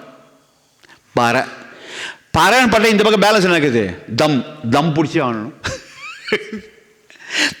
பரதேவ தாவை இங்கே தள்ளி விட்டா இம்முன்னு, அப்போதான் அப்படின்னு எல்லாம் கை தட்டுவாங்களாம். இப்படிதான் பாபா எனக்கு பரதம்ன்றதை பிரித்து சொன்னார். பரதம்னா இப்படி ஆடுறது. பர தம்மு இம்மு பா அப்படி ஆடணும். அப்போ ஆண்டதை பார்த்த உடனே இவர் பார்த்தாரு, சரஸ்வதி தேவியே ஆடுவது போல் இருக்கிறது. கலைக்கெல்லாம் அதிபதியான சரஸ்வதியே மேலே இருக்க மாதிரி இருக்காங்களே, பிரம்மனே இவளை எப்படி படைச்சப்பா, இவ்வளவு அழகியா இருக்காளே, இந்த பொண்ணு யார் கல்யாணம் பண்ணிட்டு எப்படி அனுபவிப்பாங்க? அப்போதான் தோணுது இவருக்கு. யாருக்கு? 80 வயசு உள்ள தாத்தா, வயசான 80 வயசாக எவ்வளோ சொன்னேன். அப்படி 18 வயசு பொண்ணை பார்த்தப்ப தாங்க முடியல அவருக்கு. இன்டர்வெல்ல எல்லாம் மறந்துட்டாங்க, பூ கொடுக்குறதுக்கு வரல. அவளே நினச்சிட்டு கண்ணால் கண்டி உட்காந்துருக்கு. இவ ஒய்ஃபாக இருந்தால் எப்படி இருக்கும்னு நினச்சிட்டு. யார் வாயு பகவான். எல்லாம் முடிஞ்சுது. அவள் சூப்பராக ஆகிட்டு எல்லாருக்கும் நமஸ்காரம் பண்ணிவிட்டு தலை குடிச்சிட்டு அவள் ரூமுக்கு போயிட்டா. க்ரீன் ரூம்னு பேர். அங்கே போய் ட்ரெஸ்ஸை மாற்றிப்பாங்க. அந்த ட்ரெஸ் மாற்ற போனவனே இருக்கட்டும், இது கொடுக்கவே இல்லையா பூவை. குரு ஓடி வந்து கதவை தட்டினார் டக்குன்னு. இதனால் இது மாதிரி இருக்கும்போது டிஸ்டர்ப் பண்ண மாதிரி தான் இருக்கும். திறந்து பார்த்தா வாயு பகவான் நிற்கிறாருன்னும் போது, சாமி வாங்க வாங்க வாங்க உள்ளே வாங்க உள்ளே வாங்க அப்படின்னோடனே, அம்மா இல்லை சாமி ஃபஸ்ட்டு உட்காருங்க, தண்ணி வேணுமா, என்ன வேணும். அந்த அதிதி தேவோபவா சொல்லாமல், திதின்னா திதி பார்த்து சொல்கிறவங்க தான் நான் இன்றைக்கி வருவேன்னு சொல்கிறது. அதித்தின்னா சொல்லாமல் வீட்டுக்கு வருவாங்க. சொல்லாமல் வீட்டுக்கு வந்தவங்களை கடவுளாக மதிக்க வேண்டும்னு இருக்குது. அதிதி தே ஓ பவா, விஷ்ணுவாக மதிக்க வேண்டும். சொல்லாமல் வந்தவங்களை சாப்பாடு போட்டு விஷ்ணுவாக மதிக்க வேண்டும்னு சாஸ்திரத்தில் இருக்குது. இப்போ வந்த உடனே வாங்க உட்காருன்னு சொல்லிட்டு தொடச்சி விட்டு அப்படி உட்காருங்க சொல்லிட்டு கை கட்டி இப்படி கை ஒவ்வியமாக, சின்ன பொண்ணு அந்த அடக்கமாக, என்னங்க வேணும், என்னங்க எனக்கு வந்தீங்க, என்ன அது, இல்லைம்மா உனக்கு நான் பூ கொடுக்கணும். நான் தான் இந்த இந்த ஒரு டான்ஸுக்கு நான் தான் தலைவர் இந்திரன் சொன்னான்ட்டு வந்தேன். சத்தியமாக சொல்கிறேன், எனக்கு இந்த பரதநாட்டியம் டான்ஸு பொண்ணு காலு கை ஆட்டதெல்லாம் பிடிக்காது. ஆனால் ஒன்று நீ அந்த திரை விலகின போது நீ வந்து குரு வணக்கம் பண்ணி அப்படி எழுதி என்னை பார்த்த பற்றியா, இன்னும் பண்ணுதுமா உடம்பெல்லாம், எவ்வளோ அழகாக இருக்கம்மா, எவ்வளோ டிவைனாக இருக்கம்மா நீ. நான் உன்னை கல்யாணம் பண்ணிட்டு ஹாப்பியாக இருக்கிறத விட்டுட்டு என்னம்மா இது கல்யாணம் பண்ணிக்கலாமா, உனக்கு நான் ப்ரப்போஸ் பண்ணுறேன், நீ என்ன கல்யாணம் பண்ணிக்கிறியான்னு கேட்டார். அவன் நடிகை, சுவாமி விளையாடாது, என்ன சுவாமி விளையாடுறீங்க, நீங்கள் சுவாமி, நான் நாட்டியக்காரி டான்ஸ்காரி, ஐயா நீங்கள் என் மேலே ஆசைப்பட்டா என்ன பாருமா, வேணான்னு சொல்லிட்டு நான் போயிடுறேன், வேணாம் என்னுடைய இது அவ்வளோதான் அப்படின்னு நினச்சிக்கிறேன். ஆனால் உன்னை கெஞ்சி கேட்குறம்மா ப்ளீஸ்மா, எனக்கு இன்னும் உங்கள்கிட்ட வாழணும் போல் இருக்குமா, வரையான்னு கேட்டார். அவள் யோசனை பண்ணதை பார்த்து, சரிம்மா நான் ஏந்து போகிறேன், இதை வச்சுக்கோ, நீ எஸ்டேட் பண்ணுறதை பார்த்தா எனக்கு உங்களுக்கு இஷ்டம் இல்லைன்னு. ஐயோ அப்படிலாம் சாமி அப்படிலாம் சொல்லாதீங்க, நீங்கள் சாமி, நான் சாமியாக கிமியா, நான் தானே உன்னை சொன்ன கல்யாணம் பண்ணிக்கின்னு, வேணான்னு சொல்லு, நான் போயிடுறேன். எத்தனை பேர் இருக்காங்க, ஆனால் உன் மேலே எனக்கு ஆசையாக இருக்குமா. அந்த புஞ்சிக ஸ்தலா டான்ஸ்காரி பார்த்தா என்னடா இப்படி இருக்கா அப்படின்னு சொல்லிட்டு கை கட்டாதீங்கோ. அப்போது திருப்பி என்ன பண்ண, இந்த பூவை வாங்கிண்டா இப்போவே கல்யாணம் பண்ணிக்கலாம் அப்படின் போது, இங்கே கல்யாணம் பண்ணிக்க வேணாம், இது தேவலோகம், எங்கே பார்த்தாலும் கேமரா இருக்குது, சிசிடிவி கேமரா அங்கேயே, அதனால நம்ம ஒன்று பண்ணலாம், பூலோகத்துக்கு போயிடலாம், அங்கே தான் ஆம்பளை பொம்பளை சேர்ந்தா எவனும் கண்டுக்க மாட்டான், ஏன்னா கஷ்டப்படு மாட்டிக்கிறா லவ்வா அப்படின்னு நான் சொல்லுவான், போனார். 2 பேரும் வராங்க பூமிக்கு. எங்கே தெரியுமா வந்தாங்க, இப்போது கோயம்புத்தூர் பக்கத்தில் பிளாக் தண்டர்னு இருக்குதுல்ல, அந்த இடம். யார் வரா, வாயு பகவானும் புஞ்சிகஸ்தலா டான்ஸ்காரியும் வரா. அவள் குஷி படுறா, பகவானே எனக்கு ப்ரப்போஸ் பண்ணி கல்யாணம் பண்ணிக்க போகிறாரா, பயமாக இருக்குது எனக்கு, எப்படி அவர்கிட்ட நான் எப்படி நடந்துக்கிறது தெரியலேன்னு அவள் ரொம்ப வருத்தப்படும் போது, கல்யாணம் கீழே வந்து மாலை மாற்றி கோயிலில் முடிஞ்சு போச்சு. கல்யாணம் ஆன பிறகு இப்போ இந்த சினிமாலாம் காமிப்பாங்க தெரியுமா, பனி படர்ந்த மலையில் அவர் போவாங்க, இந்த அந்த பனி கட்டி எடுத்து அவங்க மேலே அடிப்பாங்கோ அப்படின்னு. அப்போது இந்த பிளாக் தண்டர் இருக்குல்ல கோயம்புத்தூர், அந்த இடத்துல வாட்டர் ஸ்போர்ட்ஸ், இப்போ கூட வாட்டர் ஸ்போர்ட்ஸ் வச்சுருக்காங்க. அந்த இடத்துல பெரிய குளம் மாதிரி இருந்திருக்கு திரேதா யுகத்தில். அப்படியே பனி நிறைய பர்ஃப் ஐஸ், நாங்கள் பார்த்தா ஐஸ் இருக்குது. 2 பேரும் அங்கே குளிக்கிற மாதிரி ஜில்லுன்னு இருக்குமா, இதை எடுத்து அவன் மேலே அடிக்க அவன் மேலே அடிக்க டான்ஸ், சும்மா ஜாலியாக விளையாடு, ஹஸ்பண்ட் ஒய்ஃபு லவ்வர்ஸ் விளையாடுற மாதிரி விளையாடுறாங்க. அப்போது இந்த புஞ்சிகஸ்தலா பார்த்தா இவருக்கு மாறு இப்படி ஜம்முன்னு இருக்குது, இந்த மாறில் இதை வச்சு அடிக்கணும்னு அடிக்கும் போது வாயு பகவான் தானே நம்ம சொல்கிறோம் இல்லையா, காற்று இங்கே வந்து அங்கே மாறி இங்கே போச்சு புயலுக்கு சொல்கிறாள், காத்தாச்சே டக்குன்னு இப்படி நவுந்தா இருப்பாருங்க. அந்த இடத்துல போய் தேவலர்னு ஒரு முனிவர், அவர் தவம் பண்ணி நிற்கிறார் அந்த இடத்துல, யாரும் வரமாட்டாங்கன்னு. அவன் மூஞ்சியில் வந்து டபால்னு அடிச்சுது எது ஐஸ் கட்டி. அவர் இப்போ தூக்கம் இல்லை, அவர் தியானத்தில் இருக்கார், அப்படி எழுந்தார், கமண்டத்தில் இருக்கிற தண்ணி எடுத்தா குரங்கு பசங்களா அப்படின்னு அடித்தார். இப்போவே உயிர் விட கடவுது, 2 பேரும் செத்து போங்க, 2 பேரும் லவ் பண்ணுறீங்களா, இதுதான் கிடச்சிதா உனக்கு, நான் ஒருத்த இங்கே உட்காந்துருக்கேன் தெரியாத உனக்கு, கோவத்தில் கத்துனாரு. 2 பேரும் ஓடி வந்தாங்க. முனிவரே மன்னிச்சிடுங்க, தெரியல, தெரியாமல் பண்ணிட்டோம். ஏய், நீ யாருன்னு தெரியும், நீ தானே வாயு பகவான் தானே, நீ யாரு? புஞ்சிகஸ்தலா. எனக்கு எல்லாம் உங்களை பற்றி தெரியும், அடுத்த ஜென்மத்தில் கல்யாணம் பண்ணிக்கோங்க. ஆனால் ஒரு விஷயம், நீங்கள் பிறக்கும் போது மூஞ்சி குரங்காக பிறக்கும். குரங்கு சேஷ்ட பண்ணீங்கல்ல, அடுத்த மூஞ்சி. அப்போது இவங்களே உயிர் போய் திருப்பி பிறகுறாங்க. இந்த பிறக்கும்போது நம்ம பெல்லாரி இருக்குல்ல, பெல்லாரி கர்நாடகாவில், அங்கே வந்து பிறகுறாரு. பிறக்கும்போது சிங்கம் மாதிரி இருக்கிறாரு, உடம்பெல்லாம் மூஞ்சி குரங்கு. அதனால தான் அவருக்கு கேசரின்னு பேசும். கேசரி அல்வா சாப்பிட்றது இல்லை, கேசரி என்றால் குரங்குன்னு ஒரு மீனிங் இருக்குது சமஸ்கிருதத்தில், அது கேசரி. ஒரு 3 வீடு தள்ளி இது பழக்கணுமே. இந்த இவனுக்கு 6 வயசு ஆகும்போது, இவனுக்கு 12 வயசு ஆகும்போது, யாருக்கு? கேசரிக்கு. இவனுக்கு 6 வயசு இருந்தால் தான் கல்யாணம் பண்ண முடியும். அதுக்கு ஏற்ற மாதிரி 6 வயசு டிஃபரன்ஸில் அங்கே ஒரு பொன் குழந்தை பிறக்குது. அதான் யார்? புஞ்சிகஸ்தலா தான் வந்து பிறக்கிறா. அதுதான் அஞ்சனா தேவி. 2 பேரும் அப்படி இருக்கும்போது இங்கே ஒரு குரங்கு மூஞ்சி, 3 வீடு தள்ளி இந்த பொண்ணுக்கு குரங்கு மூஞ்சி. இந்த கல்யாணம் பண்ணும்போது மேட்ச் பார்ப்பாங்கல்ல, பார்த்தாங்க. இது நல்லா இருக்கான் பார்க்கறதுக்கு, அவ்வளோ அழகாக இருக்கான் மூஞ்சி. மற்ற முன்ன தினத்தந்தியில் வரும் குரங்கு குசலா, இன்னும் கூட வந்துருக்குதுன்னு நினைக்கிறேன். அது குரங்கு குசலான்னு போட்டுருப்போம். அதே மாதிரி 2 பேருக்கும் மூஞ்சி மத்தியில் குரங்கு. பார்த்தாங்க. சரி, இந்த பொண்ணுக்கு ஒரு பிரச்சனைனா அந்த ஒரு பிரச்சனை, கல்யாணம் பண்ணி விட்ருவாங்க இல்லையா. பேசினாங்க, இவருக்கு பிடிச்சது, அவருக்கு பிடிச்சது, நான் கல்யாணம் பண்ணிட்டாங்க. கல்யாணம் பண்ணும்போது முதலேறும்போது சொல்கிறாரு வாயு பகவான், நான் சின்ன வயசில் ஸ்கூல்லாம் போகும்போது எல்லாரும் குரங்கு மூஞ்சின்னு திட்டினாங்க, நான் எவ்வளோ வருத்தப்பட்டேன்னு தெரியும்னு. ஆமாங்க, எனக்கும் அப்படி தான் எல்லாரும் குரங்கு மூஞ்சின்னு எல்லாம் திட்டினாங்கன்னு. நம்ம 2 பேருக்கும் எப்போ குரங்கு மூஞ்சி இருந்ததோ நம்மளுக்கு குழந்தை வேணாம், அதையும் எல்லாரும் திட்டுவாங்க இல்லையா, திட்டுவாங்களே. அப்போது நம்மளுக்கு குறைஞ்சதை வேணாம், நீ தான் என் குழந்தை, உனக்கு நான் குழந்தை, இப்படியே வாழ்ந்துடலாம் அப்படின்னு சொல்கிறாங்க. நல்லா தான் இருந்தது. ஆனால் சமூகம் குழந்தை இல்லைன்னு என்ன பண்ணுவாங்க, மல்லடின்னு பேர் கட்டி ரொம்ப அசிங்கப்படுத்திருந்தோம். சமூகம் மோசமானது. சில இடத்துல ஒரு நல்ல ஃபங்க்ஷனுக்கு இவ்வளோ குழந்தை இல்லையா உள்ள கூப்பிட மாட்டாங்க, விளக்கேற்ற விட மாட்டாங்க. அது வச்சா தொடங்காது. கர்ப்பப்பிரவேசத்துக்கு அவங்கள கூப்பிட மாட்டாங்க. இது 4 பேர் மதிக்காதனால அவள் அழுது. 5 வருஷம் கல்யாணம் ஆகி இருந்தோம். எத்தனை நம்ம ஸ்கூலில் படித்தது திட்டினதை காட்டிலும் இது மோசமாக இருக்கே. யாரும் நம்மளை மதிக்க மாட்டேன். எங்களை கோழியில் போனால் கூட பிரசாதம் அவருக்கு கொடுக்க மாட்டேன்றாங்க, அப்படின்றாங்க. கல்யாணம் குழந்தை இல்லை, அப்படிலாம் அழகு போச்சு. ரொம்ப துக்கப்பட்டு அவள் சொன்னான், எனக்கு கஷ்டமாக இருக்குங்க, என்ன செய்கிற, அப்போது குழந்தை பெற்றுக்கலாமான்னு. சரி, பெற்றுக்கலாம். 2 பேரும் முடிவுக்கு வராங்க, நம்ம பட்ட கஷ்டம் குழந்தைய படட்டும் அப்படின்ட்டு 2 பேரும் சேரத்துக்கு முன்னாடி ஒரு முனிவரை பார்க்கலான்ட்டு போகிறாங்க. ஒரு கோவிலில் ஒரு சாது நம்மளை மாதிரி ஒருத்தர் உட்காந்துருக்கிறாரு.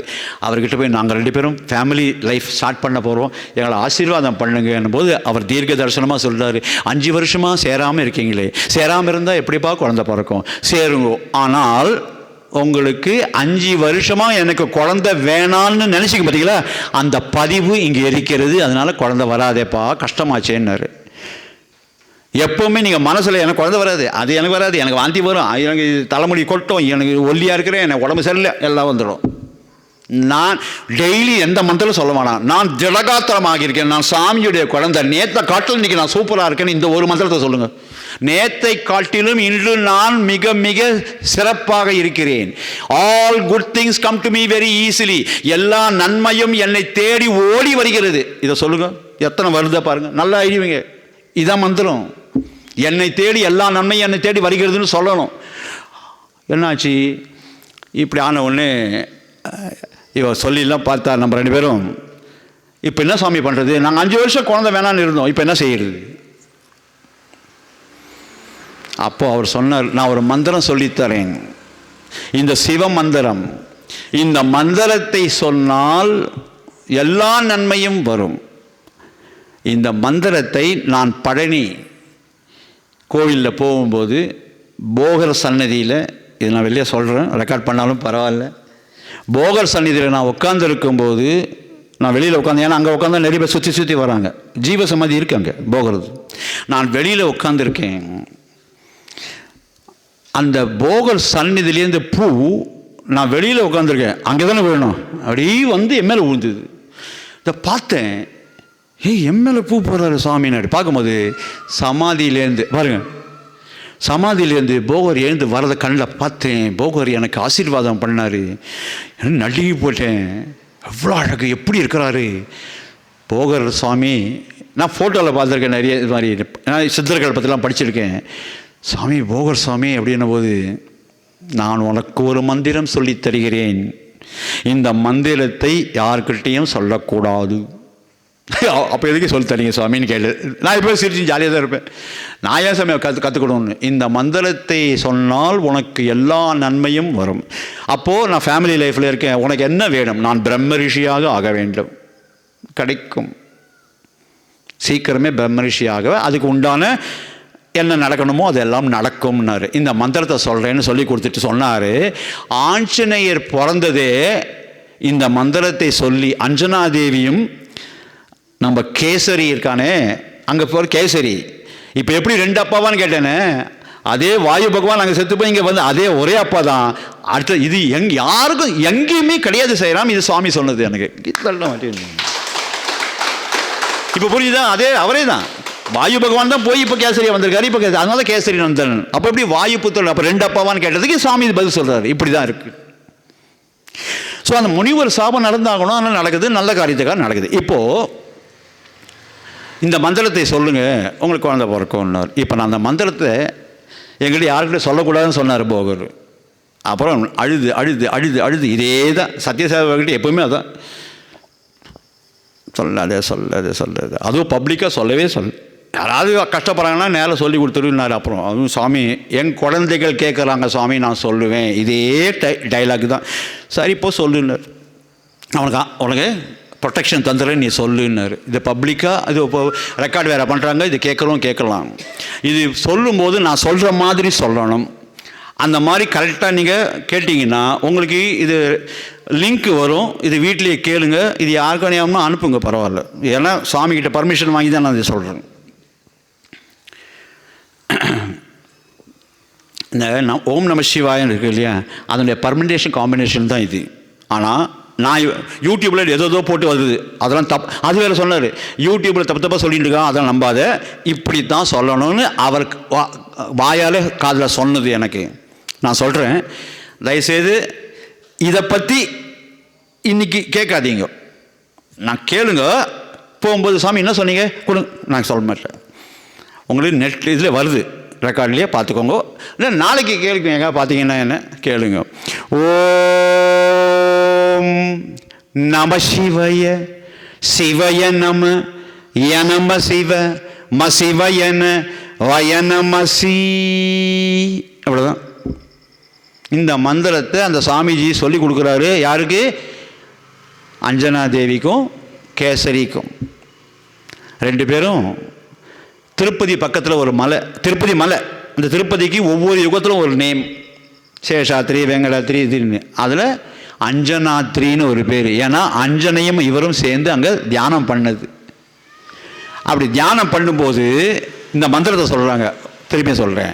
ஓம் நம சிவய சிவய நம யநம சிவ மசிவயன வயநமசி. ஏன் அப்படி வருதுன்னா, ஓம் சொல்லாமல் எந்த மந்திரத்துக்கும் பவர் கிடையாது. நான் நம சிவய ந மசி சி நசி, நம்மளுடைய கஷ்டங்களை நசி, ஸ்மாஷ் ஆல் யுவர் சாரோஸ்னா இதுதான். அப்படியே கசக்கி தூக்கி எறிஞ்சு நம்ம வாழ்க்கை வளமான வாழ்க்கை வாழ்க வளமுடன் வேதாத்திரி மகன் சொல்வார். இதனுடைய பேஸ் தான் அது. சுகமாக வாழ வேண்டும் என்றால் இந்த மந்திரத்தை சொன்னால் எல்லாருக்கும் நல்லது. இப்போ வித் நம்ம சுவாமி பர்மிஷன் நான் சொல்கிறேன், யாருக்கு வேணால் சொல்லிக் கொடுங்க, இது பரவாயில்ல. நீங்களும் சொல்லலாம், நீங்களும் குருவாயிடலாம். ஓம் நம சிவய சிவய நம யநம சிவ மசிவயன வயநமசி சொல்லிக்கிட்டே இருக்கணும். அது வாய் இந்த மந்திரத்தை சொல்லிட்டே இருந்தீங்கன்னா போதும், நீங்கள் வேற என்ன சொல்ல வேணாம். அத்தனை பவர். அது எக்ஸ்பிளனேஷனே சொன்னால் அது இருக்குது, அவ்வளோ இருக்குது. இது போதும், இது தெரிஞ்சால் போதும், எல்லாம் கிடைக்கும். அது வேற என்ன வேணும், எல்லாம் கிடைக்கும். இதை சொன்னதுக்கு என்ன பண்ணாங்க, திருப்பதி மலைக்கு போய் அவங்க வாழ்ந்த காலம் எது? ராமர் திரேதாயுகம். त्रेता में सीता राम बने, द्वापर में राधे श्याम बने, कलयुग में साई नाम लिए, साई नाम लिए, सर्व नाम लिए. அப்போ தேதாயுகத்தில் ராமராக இருந்தது, துவாபரயுகத்தில் கிருஷ்ணனாக இருந்தது, கலியுகத்தில் சத்யசாயின்னு வந்தான்னு சொல்லிட்டு பாட்டில் இருக்குது. சாமி அதுக்கு ஒத்துண்டார் கரெக்டுன்னு. அதில் அந்த இடத்துல உட்காந்துட்டு இந்த மந்திரத்தை சொல்கிறாங்க. ராமாயணத்தில் புத்திரகாமேஷ்டி யாகம் பண்ணி அந்த புத்திரகாமேஷ்டி யாகத்திலேருந்து வந்த அந்த பாயசத்தை ஒரு ஒளி பொருந்திய தேவன் வந்து கொடுக்க, அந்த புத்திரகாமேஷ்டி யாகத்திலேருந்து வந்த பாயசத்தை ஈக்குவலாக பகிர்ந்து கொடுக்கும்போது அங்கே நடுவில் இருக்கிற சுபத்திரை என்பவளுக்கு குழந்தையே வேணாம்னு இருந்தா. ஏன்? பட்டத்து ராணி யாரு? கௌசல்யா. அவள் தான் அடுத்த குழந்தைய ராஜாவாக போகுது. கடைசியில் இருக்கிற கைகேயி அவங்க அப்பா சபதம் போட்டு இது பண்ணி வாங்கியிருக்கா, ப்ராமிஸ் பண்ணி, இவள் வயத்தில் பிறக்கிற குழந்தை தான் ராஜாவாக வேண்டும்ட்டு. இவ பார்த்தா அது ரெண்டும் ஆக போகுது. நம்ம ஏன் ஒன்றும் கேட்கல, ஏதோ ஒய்ஃபாக இருக்கும், நல்லா பார்த்துக்கிறாரு ஹஸ்பண்டு, நல்லா இருக்கணும், அவள் தான் அவள் வேலை. எனக்கு குழந்தை பிறக்க வேணாம், பிறந்தாலும் அதுங்களுக்கு சேவை பண்ணி ஏதோ பண்ணி நிற்கணும், போர், நான் வேலைக்காரி தானே அப்படின்ற எண்ணம் உடையவள். எந்த ஒரு காரியத்தையும் ஹேஸ்டியாக செய்யக்கூடாது. நீங்கள் ஃபுல் அப்படி சார்ஜில் பண்ணிங்கன்னா ஜெயம். இவன் என்ன பண்ணால் அந்த தலம் எல்லாரும் ஹெட் பாத் எடுத்து, ஆயில் பாத் எடுத்து தான் அன்றைக்கி அந்த பிரசாதம் சாப்பிடணும். அந்த ஹெட் பாத்துக்காக போய் அப்படி பண்ணும்போது இவன் மாடிக்கு போனான். மகிழா தலைமுடியை பிரிக்கக்கூடாது. தலைமுடி காயணும்னா அந்த கீழே லாஸ்டாக இருக்க அதை முடி போட்டு தான் காய வைக்கணும். அப்படி விரிகோலமாக இருந்தால் ஹஸ்பண்டுக்கு ஆபத்துன்னு அர்த்தம். அந்த காரணம் போச்சு. இப்போது தலைமுடியை ரெண்டாக பிரிக்கக்கூடாது. 3 ஜடை உண்டு ராமாயணத்தில், 3 ஜடை உண்டு, 2 ஜடை கிடையாது. ஒத்த ஜடை உண்டு, நேரம் அப்படி பண்ணலாம். இங்கே வகுடே இல்லாமல் அப்படியே பின்னாடி அது பண்ணலாம். நடுவில் பிரித்தால் இது எல்லா வீட்லேயும் அப்படி தான் பிரித்து தான் இருக்குது.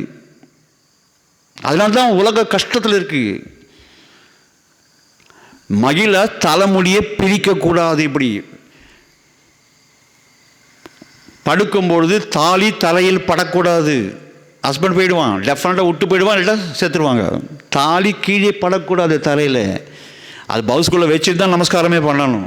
இது தெரியும் யாருக்கு, யார் சொல்லிக் கொடுக்குறவங்க யாரும் கிடையாது. அவங்க மேலே தப்பு இல்லை, பாவம் தெரியாமல் பண்ணிடுறாங்க. அந்த அவ்வளோ பவர் அதெல்லாம் சாஸ்திரத்தில் இருக்குது. அதெல்லாம் இப்போ இந்த மாதிரி உள்ள ஒரு சாஸ்திரத்தில் இருக்கிற இந்த இதில் என்னன்னு பாருங்கள். நல்லா அந்த மேலே உட்காந்து அந்த பறவையானது தலை முடிச்சு தலை இப்படி காய வச்சுக்கிட்டு இருக்கால, அப்படியே ஒலாத்தினான். அப்படி ஒலாத்தின்னு வரும்போது மேலேருந்து ஒரு பருந்து வந்து இந்த பாயசத்தை எடுத்துன்னு போச்சு. ஓடி வந்தா கீழே, அச்சோ போச்சே போச்சேன்னு, ஏன்னா கொல்லு போட்டுருவார் இவர் தசரதர். ஓடி வந்து அக்கா அக்கா இப்படி ஆயிடுத்துன்னா, இன்னும் காக்கா கூட்டின்னு போயிடுற மாதிரி அவள் சொன்னா, போச்சு கவலைப்படாதம்மா எங்கிட்ட இருக்குன்னு சொல்லி கௌசல்யா தம் பாதியிலே பாயசத்தில் அவளுக்கு கொடுக்குறா. கைகையை கவலைப்படாதம்மா இதை வச்சுக்கோமான்னு அவள் கொடுக்குறா. இப்போ 2 பங்காச்சு. இவ சாப்பிட்டா, குழந்தையே வானான்னு இருந்தா அவளுக்கு 2 குழந்தை பிறகுது. பாபா சொன்னார், man proposes, God most of the time டிஸ்போசஸ்னா. காரணம் என்னன்னா, நீ நினைப்பது நடக்காது, பகவான் என்ன நினைத்தாரோ அதுதான் நடக்கும்னாரு. நல்லா அதுதான் நடக்குது. நீ ஒன்றும் பண்ண முடியாது, பகவான் என்ன நினைச்சாரோ அது நடக்கும்.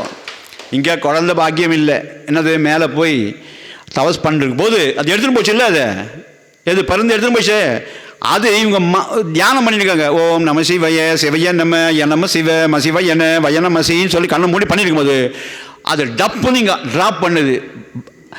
புத்திரகாமேஷ்டியாத்துடைய அந்த பிரசாதம் இவர் கையில் வந்து விழுது. கண்ணை திறந்தா அஞ்சனா தேவி, சுவாமி பாருங்கோ, மேலே பார்த்தா பருந்து. நம்ம இந்த மந்திரத்தை சொன்ன உடனே ஒரு பாயசம் கிடைக்கிறது பார்த்தீங்களா, இது பகவானுடைய பிரசாதமாக தெரியவில்லையா? இவ்வளோ பெரிய மலையில் நம்ம கையில் மாத்திரம் அது விடணுமா, இது பகவான் பண்ணது அப்படின்னு சொல்லிட்டு சாப்பிட்றாங்க. இது யாருடைய பாயசம்? இது புத்திரகாமேஸ்வரர் தசரதனுடைய கொடுத்த பாயசம். அதனால தான் அங்கே வந்து குழந்தை பழக்க போது அவள் பயப்படுறா. ஏன் பயப்படுறான்னா, குழந்தைக்கு குரங்கு மூஞ்சி இருக்குமேன்னு பயப்படுறா. அப்படி வந்து பார்த்தா அந்த குழந்தை அழகா, அவ்வளோ அழகாக இருக்குது. இவங்க 2 பேரும் மாதிரி இல்லை, ஆனால் அவ்வளோ அழகாக இருக்குது. அந்த அழகான குழந்தைய பார்த்த உடனே ஃபஸ்ட்டு பார்த்தா சுந்தரான்னா, அதனால தான் சுந்தரகாண்டம். சுந்தரான்னா அழகன் அர்த்தம். அதனால தான் அழகன். சுந்தரகாண்டம்னா அழகு. அந்த சுந்தரா இவ்வளோ அழகாக இருக்கான். ஆனால் ஒரே ஒரு மணி ஒரு சாபமாச்சு. அதனால் அதெல்லாம் இருக்கும்போது குட்டியாக வால் மாத்திரம் இருந்தது. இந்த சுந்தரனுக்கு வால் இருக்கு, குட்டியாக இருக்குல்ல, நிக்கரில் போட்டு மடித்து வச்சு கட்டிட்டாங்க. தெரியவே இல்லை, ஃபேஸ் அழகாக இருக்கு. நல்லா கவனிங்க. வெளியில் இந்த குட்டி பையனுக்கு சுந்தரனுக்கு தயிர் சாதம்னா ரொம்ப பிடிக்கும். தயிர் சாதம், கர்ட் ரைஸ். அதை எடுத்து வாயில் ஊட்டுறதுக்கு ஃபஸ்ட்டு டைம் வெளியில் கூட்டுன்னு வரா. அப்போ மேலே பார்த்து சூரியனை பார்த்தார் இவர் ஆஞ்சநேயர். குட்டி சுந்தரன், ஆஞ்சநேயர் பேர் இல்லை. அப்போ சொயின்னு பறந்து போனார். அது அது அம்மா பழம், அது பழம், மாம்பழம் நினச்சிட்டு போகலாம். குட்டி இவருக்கு பார்த்து ஐயோ இதெல்லாம் மேலே போயிடுச்சுன்னு ஓடி வந்து சொன்னால் எல்லாரும் பார்க்குறாங்க. தீபாவளி ராக்கெட் மாதிரி போகுது ஆஞ்சநேயர். அப்போ சுந்தரன் மேலே வைன்னு போகுது. அது மேலே போகும்போது சூரியன் போகும்போது பக்கத்துலேயே இன்னொன்று வந்தது வைன்னு. யாருன்னு பார்த்து இந்த சின்ன வயசுலேருந்து ஆஞ்சநேயர் ரொம்ப இது உண்டு. யாராவது முறைச்சானா என்ன முறைகிறேன் அப்படி கேட்பாங்களே, அது மாதிரி கேட்பார். யார் நீ அப்படின்னு. அவர் நீ யாருன்னு. நான் தான் சுந்தரன், கேசரி நந்தன், ஆஞ்சநேய மைந்தன் அப்படின்னு சொல்லிச்சு. பறந்துட்டு நீ என்ன பண்ணுறன்னு. அதோ அந்த மாம்பழத்தை பிடிக்க போறேன்னு. மாம்பழம் இல்லடா, அது சூரிய பகவான். அது அப்ப நீ ஏன் போறேன்னு. இப்போ கிரகணம், நான் அதை பிடிச்சாகணும். என் பேரு எது பிடிக்கும்? என்னங்க எது தெரியாது நம்ம ஊரில். எது பிடிக்கும்? எந்த கிரகம் பிடிக்கும்? வாயுவா? ராகு. அந்த ராகு நான் பிடிக்க போறேன்னுச்சு. பார்த்தா நம்மளுக்கு ரேஸ் வச்சுக்கலான்னு நேராக போய் லபக்குன்னு வாழைப்பழம் நினச்சிட்டு சூரியன் எவ்வளோ பெருசு மூழ்கிடுச்சு. நம்ம பூமி எவ்வளோ பெருசு, அந்த மாதிரி 9 டைம் பெருசுன்னா எவ்வளோ பெருசு இருக்குமோ அவ்வளோ பெருசு சூரியன். அதை மூழ்கிட்டு மூழ்கினோன்னு இவ பார்த்தா என்னன்னு தெரியலன்னு. அதுக்குள்ளேயும் சூரியன் மூழ்கினா இருட்டாயிடும். இருட்டாச்சுன்னா பூமியில் ஒன்றுமே கிடையாது. சூரியன் இருக்கவே தான் வெஜிடேஷன் எல்லாம் வருது. அது இல்லைன்ன ஒன்று, இருட்டான ஒன்று, எல்லா முனிவர்களும் எல்லா தேவர்கள்லாம் ஓடி போய் இந்திரன் கிட்ட, அப்பா தேவேந்திரா என்ன ஆச்சு தெரியுமா, போச்சு எல்லாம் இருட்டாச்சு, ஒரு ராட்சசம் வந்தால் மூழ்கிட்டான்ட்டாங்க. இவர் கையில் ஒரு ஆயுதம் இருக்கிறது, அதுக்கு பேர் வஜ்ர ஆயுதம்னு பேர். இது எப்படி கிடச்சதுன்னா, தத்தீசி அப்படின்ற ஒரு முனிவர் தவம் பண்ணியிருந்தார். விஷ்ணு சொன்னார், தத்தீசியுடைய முதுகெலும்பு தான் வஜ்ராயுதம், அதை கேட்டு வாங்கிக்கோ, எல்லா அசுரர்களையும் நீ ஜெயிக்கலாம்னாரு. நேராக வந்தான் யார், இந்திரன். தத்தீசி முனிவர் தவம் பண்ணிட்டு இருக்காரு. முனிவரே என்ன, இந்திரனா, எனக்கு காட்சி கொடுத்தீங்களா, நமஸ்காரம், உனக்கு என்ன வேணும்னாரு. உனக்கு என்ன வேணும்? அவர் கேட்டார், உன்னுடைய முதுகு வேணும், முதுகு எலும்பு வேணும், பேக் போன் வெட்டிக்கோன்னாரு. அப்படியே வெட்டி எடுத்துன்னு வந்துட்டான் உரிச்சு. அதுதான் வஜ்ராயுதம். தத்தீசி முனிவருடைய முதுகெலும்புக்கு பேர் தான் வஜ்ராயுதம். அந்த வஜ்ராயுதத்தை வச்சு யாரை வேணா அடிக்கலாம், எப்படி வேணாலும் ஜெயிக்கலாம். அப்படி வரும்போது இவன் வந்தான் பார்த்த உடனே அடிச்சாரு பாருங்க இருட்டில். அது ஆஞ்சநேயருடைய கன்னத்தில் பட்டு அப்படி உப்பிச்சு, வாய் உப்பிச்சு. ஹனுமான்னு பேர் அப்போதான் வந்தது. ஹனுன்னா தாடை, வீங்கிய தாடையை உடையவன்றதுனால தான் ஹனுமான்னு பேர். அடித்து கீழே விழுந்தால் மேலேருந்து பார்க்குறான், தலை இந்த டாம் அண்ட் ஜெர்ரிலாம் கீழே விழுந்த உடனே ஸ்டார் ஸ்டாராக வருமே, அந்த மாதிரி கீழே வந்து ஸ்டார் ஸ்டாராக வருது. கண்ணை மூச்சு பார்க்குறான்.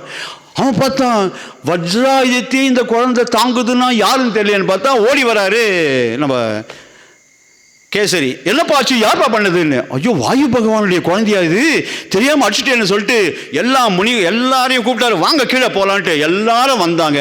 ஒவ்வொருத்தரா பரிசு தராங்க. முதல்ல லைனில் நின்று கல்யாணத்தில் பரிசு கொடுப்போமே, அங்கே ஆரம்பிச்சது ராமாயணத்தில் தான் ஆரம்பிச்சது. எல்லாம் கியூ நிற்கிறாங்க.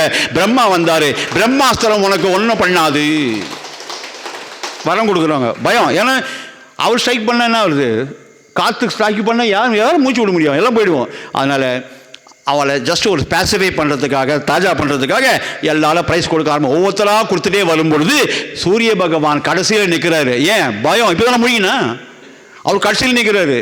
அம்மாவை கூப்பிட்டாரு, அஞ்சனா அம்மா இங்கே வா. இந்த ப்ரைஸ் கொடுத்தா எல்லாம் ஒன்றே கொடுத்துருக்காங்க. டேபிள் லேம்பு, அது பேனா வாட்ச். நீ என்ன பண்ணுறது, இதில் இல்லாதது ஏதாவது சொல்லுமான்னு. அம்மாவுக்கு என்ன வேணும், பையன் நல்லா படிக்கணும். இவன் வாத்தியார் வச்சா அந்த வாத்தியார் குடிமையெல்லாம் பிடிச்சி இழுத்து கலட்டா பண்ணுறான். இவனுக்கு நல்ல வாத்தியாராக இருக்கணும், நீங்கள் தான் அவனுக்கு வேதம் சொல்லி கொடுக்கணும்னு. ஆனால் எனக்கே பயமாக இருக்கு. இப்போ தான் முழுகினா என்னைய போய் வாத்தியாராக இருக்க சொல்றேன், கூப்பிடு.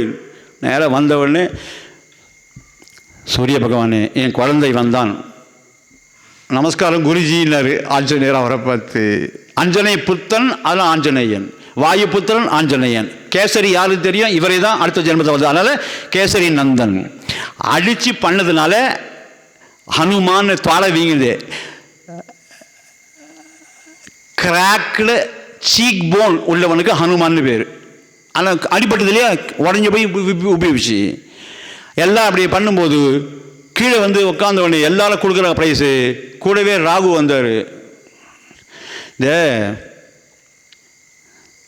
உளுந்து இருக்கு இல்லையா, அதை வச்சு நீங்கள் வச்சிங்கன்னா பரிகாரத்துக்கு வைப்பாங்க நவக்கிரகத்தில். அதாவது ராகு தோஷம் அதுன்னு இவர் சொன்னார், சுவாமி நம்ம 2 பேரும் ஒன்றா போனோம், நீ முதல்ல முடிக்கிட்ட, அன்றைக்கி நான் பிடிக்க முடியாமல் போச்சு.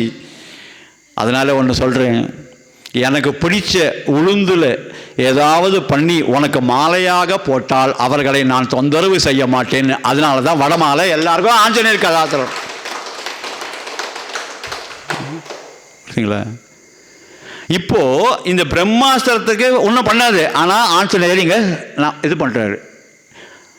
இது சுந்தரகாண்டத்தில் அவர் பண்ண ஒரு சரணாகதி. கடைசியாக யுத்த காண்டத்தில் யார் சரணாகதி பண்ண, விபீஷண சரணாகதி இருக்கு இல்லையா? ஸோ நீங்கள் எங்கெங்கே சுற்றி பார்த்தாலும் ராமாயணம் ஃபுல்லாகவே எல்லா காண்டத்திலையும் சரணாகதி தான் மேன்மையாக இருப்பதனால் அதுக்கு சரணாகதி தத்துவம்னு பேர் வச்சாங்க. ஆனால் யாரும் ஒத்துக்கல. கடைசியில் ராம ஆயணம், ராமர் போன வழி என்பதனால ராமாயணம்னு பேர் வச்சு நடந்தது. இதுதான் அதனுடைய தாத்பரியம். இதுக்கெல்லாம் பார்த்தீங்கன்னா எல்லா காண்டத்திலையும் சரணாகதி சொல்லியிருக்கு. ராமாயணம் என்ற ஒரு பெரிய யார், ஆதிகவி, அவர் எழுதினது வால்மீகிக்கு ஆதிகவின் முதல் கவி, அவர் எழுதினதுலேயே அப்படி இருக்குன்னு போது சரணாகதிக்கு ரொம்ப ரொம்ப இம்பார்ட்டன்ஸு. நம்ம எல்லாரும் மனசில் வச்சு தாங்குறோம் இல்லையா, அதுக்கு அவ்வளோ இம்பார்ட்டன்ஸு. அதனால் இன்றைக்கி நிறைவு நாள், கொஞ்சம் சில விஷயங்கள்லாம் இருக்குது. அதுக்கு வந்து தயவுசெய்து நீங்கள் ஒன்று பண்ணணும். இந்த இடத்துல நான் பாபா யூஸ் பண்ண பாதம், அவர் ப்ளஸ் பண்ணி கொடுத்த பாதம் என்கிட்ட இருக்குது. இன்றைக்கி பாதுகாப்பு சரணாகதி தானே, இதை அங்கே வைக்கிறேன். அங்கே வைக்கும்போது நீங்கள்லாம் வந்து இதை தொட்டு கண்ணில் ஒத்தி உங்கள் மனசில் ஏதாவது குறைகள் இருந்ததுன்னா அவர் சொல்லிவிட்டு ரொம்ப நேரம் நிற்க வேண்டாம், அது தொட்டு அமைச்சிடாதீங்க. சாமியோட பாதம் அது லேசாக அப்படி தொட்டு கண்ணில் ஒத்திட்டு போங்க. உங்களுக்கு எல்லா நல்லதும் நடக்கட்டும். பல இடத்துல நான் இதை கொண்டு வந்து காமிச்சிடுவேன். எல்லா இடத்துலையும் இது இருக்குது. இன்றைக்கி தான் அதை கொண்டு வர சொன்னார் சுவாமி சரணாகதின்ட்டு. இதுக்காக கொண்டு வந்தது சில்வர் பாதுகா. இது இங்கே வச்ச உடனே நீங்கள் எல்லாரும் தொட்டு நமஸ்காரம் பண்ணி உங்கள் மனக்குறையை சொல்லிவிட்டு அப்படியே நவுந்துட்டு இன்றைக்கி நான் சொன்னேன் இல்லையா, உங்களால் முடிஞ்சது ஏதாவது ஒன்று ஒரு கான்ட்ரிபியூஷன். எதுக்கு நம்ம நாராயண சேவை பண்ணுறாங்க இல்லையா, அது நம்ம இங்கேயே அவங்க நீங்கள் என்ன ஆச்சுன்னு எனக்கு எத்தனைன்னு தெரியாது. நீங்கள் ₹1 ₹2 ₹10 ஏதோ ஒன்று இதில் இல்லை, இதில் போட்டு அதில் போடுங்க. முன்னாடியே ஐயா போட்டுட்டாங்க, ஒரு ₹500 போட்டு வச்சுருக்காரு. ₹500 ஆமாம், இதை போட்டிருக்காரு. அதை வந்து நீங்கள் உங்களால் கம்பல்ஷன் கிடையாது. இது வந்து நம்ம இதில் கலெக்ஷன்லாம் அப்படிலாம் கிடையவே கிடையாது. ஆனால் என்னென்னா நம்ம எல்லாரும் சாமியுடைய குழந்தைகள். இப்போது நாராயண சேவை பண்ணுறதுக்கு டெய்லி இந்த ட்ரஸ்ட்லேருந்து பண்ணுறாங்க. இது வந்து ஸ்ரீ சத்யசாய் ஷிரடி சாய் குபேர ட்ரஸ்ட்டு சென்னை, நாங்கள் தான் இருக்கோம் ட்ரஸ்டி. அதில் நாங்களும் சேர்ந்து இதில் கான்ட்ரிபியூட் பண்ணி பண்ணுறதுனால இதில் கொடுத்தீங்கன்னாக்கா அந்த அமௌண்ட்டை நம்ம கோவிலுக்கு கொடுக்குறதா பிளான். இது வந்து நாராயண சேவைக்காக. ஸோ நீங்கள் என்ன கொடுத்தாலும் அது வந்து நாங்கள் பார்க்க மாட்டோம் எத்தனைன்னு, அதை அப்படியே கொண்டு நம்ம மனோகர் சார்கிட்ட, ஏன்னா இது அவர் தான் நடத்தினார், அதை கொடுத்துட்டு அது என்னவோ அதை இது பண்ணிக்கலாம். இது வந்து எனக்கு எத்தனை போகிறதுக்காக கிடையாது, உங்களுக்காக உங்களால் முடிஞ்சது. ஏன்னா ஃப்ரீயாக சாப்பிட்றதுக்கு பதிலாக பிரசாதம் சாப்பிட்றோம். ஆனால் இந்த சாப்பாடு நீங்கள் கொடுத்த சாப்பாட்டில் இன்னொரு குழந்தைகள் சாப்பிட்டது, குடியிருந்து குளிர்ந்தேலோர் எம்பாவாய்னு ஆண்டாள் சொன்ன மாதிரி நம்ம எல்லாரும் கலசி மெலசி சகனா வபத்து சகனவு புனக்து சகவீரியங்கரவா வகைன்ற மாதிரி எல்லாம் இருக்கிறோம். முடிஞ்சது. நம்ம யார் எத்தனை இதில் இதை தூக்கி அங்கே வைக்க சொல்கிறேன். அங்கே வைக்கும்போது இப்போ ஆரத்திக்கு முன்னாடி இதை பார்த்து எல்லாரும் வரிசையில் நமஸ்காரம் பண்ணி முடித்து எல்லாரும் முடிஞ்ச உடனே நம்ம ஆரத்தி எடுத்துக்கலாம் இன்றைக்கி. அப்புறம் அதுக்கு முன்னாடி இங்கே வைக்கிறேன், வச்சு முடித்த உடனே நம்ம ஐயாவை நம்ம மனோகர் ஐயாவை ஒரு 2 வார்த்தை நிறைவாக 7 நாள் நம்ம கேட்டிருக்கோங்க, அது 2 வார்த்தை பேசும்படி கேட்டுக்கொள்கிறேன். சாய்ராம்.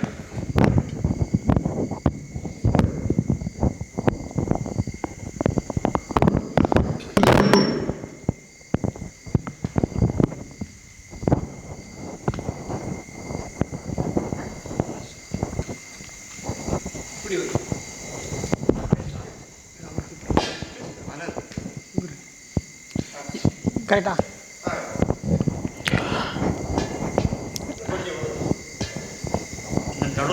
ஓகே. சாய்ராம். சாய்ராம். சாய்ராம். ஓகே. சாய்ராம். நம்ம சப்தாகம் நிகழ்ச்சியை வந்து நம்ம கோவில் வைக்கிறப்பவே எனக்கு கொஞ்சம் பயமாக தான் இருந்துச்சு. ஏன்னா நம்ம கொஞ்சம் அவுட்டரில் இருக்கோம், நிறைய கூட்டம் வராது அப்படின்னு நினச்சோம். ஆனாலும் நிறைய பேர் தொடர்ந்து வந்துகிட்டு இருக்கீங்க. உங்கள் அனைவருக்கும் என்னுடைய முதற்கண் நன்றியை தெரிவித்துக் கொள்கிறேன்.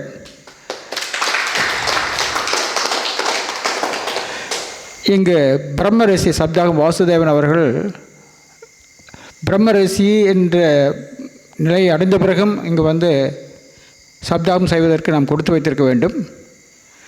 இதற்கு முன்பாக சுமார் 10 வருடங்களுக்கு முன்பாக நாம் அவர் பிரம்மரிஷியாக இல்லாத பொழுதும் இங்கு சப்தாகம் நடத்தியிருந்தோம்.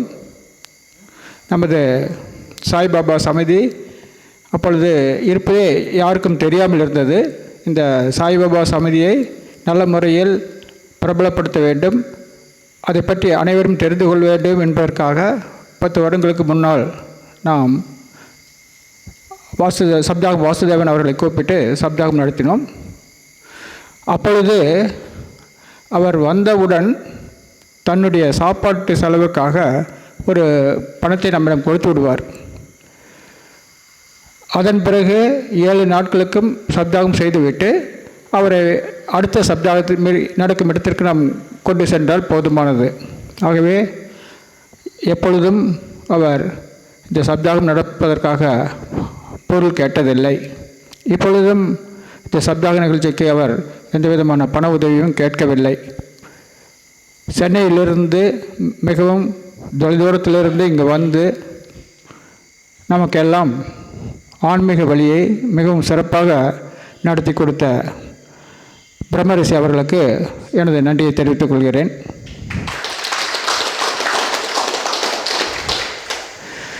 தினமும் இந்த ஸ்கை டிவியிலிருந்து வீடியோ எடுப்பதற்காக அனைவருக்கும் முன்பாக வந்து தொடர்ந்து வீடியோ எடுத்து இப்பொழுது இந்த வீடியோவானது யூடியூப்பில் வர உள்ளது. இங்கு வர முடியாதவர்களும் இந்நிகழ்ச்சியை தொடர்ந்து பார்க்க முடியும். இவ்வாறு நமக்கு பல வகையிலும் உதவி செய்த ஸ்கை டிவி உரிமையாளருக்கும் ஸ்கை டிவியிலிருந்து வந்துள்ள நமது டெக்னீஷியன் அவர்களுக்கும் நமது நன்றி தெரிவித்துக்கொள்வோம். அடுத்ததாக நமது சப்தாகம் வாசுதேவன் அவர்கள் தங்குவதற்காக அபிராமி வனஸ்பதி உரிமையாளர் ஆனந்த் அவர்கள் தொடர்ந்து 7 நாட்களும் அவருக்கு மிகவும் சிறப்பாக இயேசுவிடம் கொடுத்தும் உணவு ஏற்பாடு செய்து கொடுத்தும் நல்ல முறையில் கவனித்து கொண்டார். பல விதங்களிலும் அவர் செய்த உதவிக்கு நாம் அவருக்கு நன்றியை தெரிவித்துக் கொள்வோம். இம்மாதிரியான நிகழ்ச்சி நடைபெறுவதற்கு ஜனங்களுடைய ஆதரவு இன்னும் அதிகமாக தேவைப்படுகிறது. இதற்காக நாம் தொடர்ந்து முயற்சி செய்வோம். முடிந்தால் அடுத்த வருடமும் நமது பிரம்மரசியை கூட்டிக் கொண்டு வந்து இங்கு இதே மாதிரி ஒரு நிகழ்ச்சியை நடத்த முயற்சிப்போம். அச்சமயத்தில் இன்னும் அதிகமான ஜனங்களை கூட்டி வருவதற்குண்டான அனைத்து முயற்சிகளையும் நாம் செய்வோம் என்று கூறிக்கொண்டு வாய்ப்பு கொடுத்த அனைவருக்கும் எனது நன்றியை தெரிவித்துக் கொள்கிறேன். ஜெய் சாய்ராம்.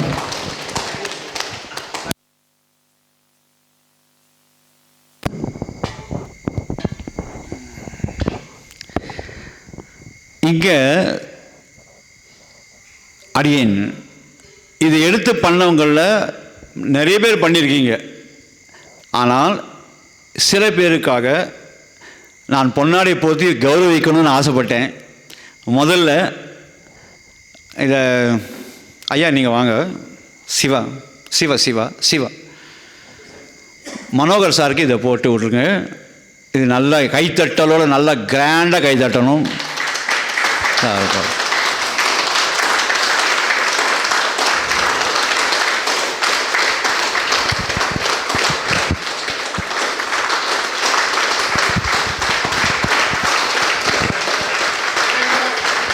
அடுத்தது இதுக்கு முதல்ல இருந்தால் கூட இப்படி இருந்தால் கூட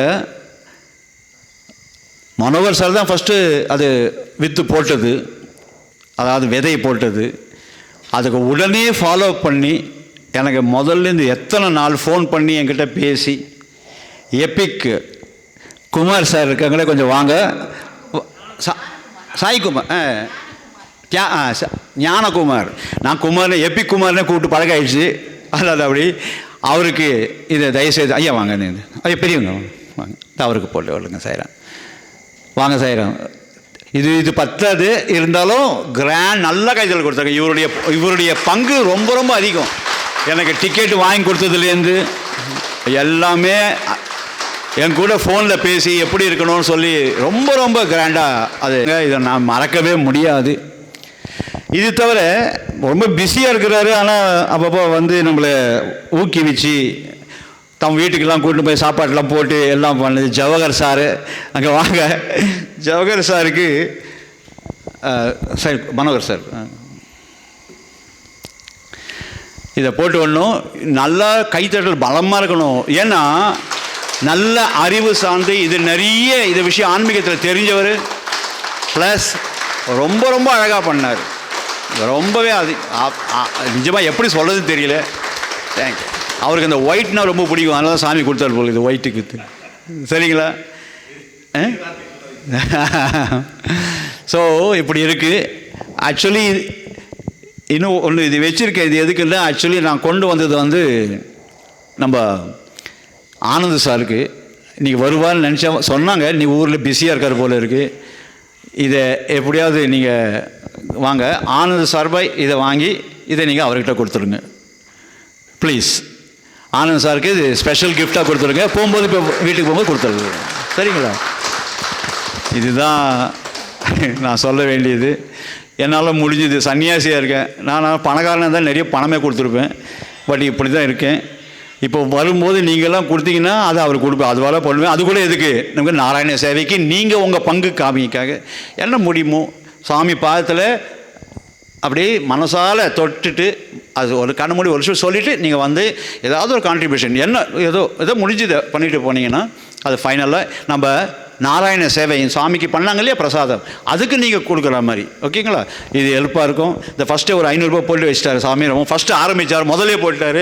அவர் நல்லா கைத்தில் கொடுத்து ஆரம்பிச்சிங்க சார்.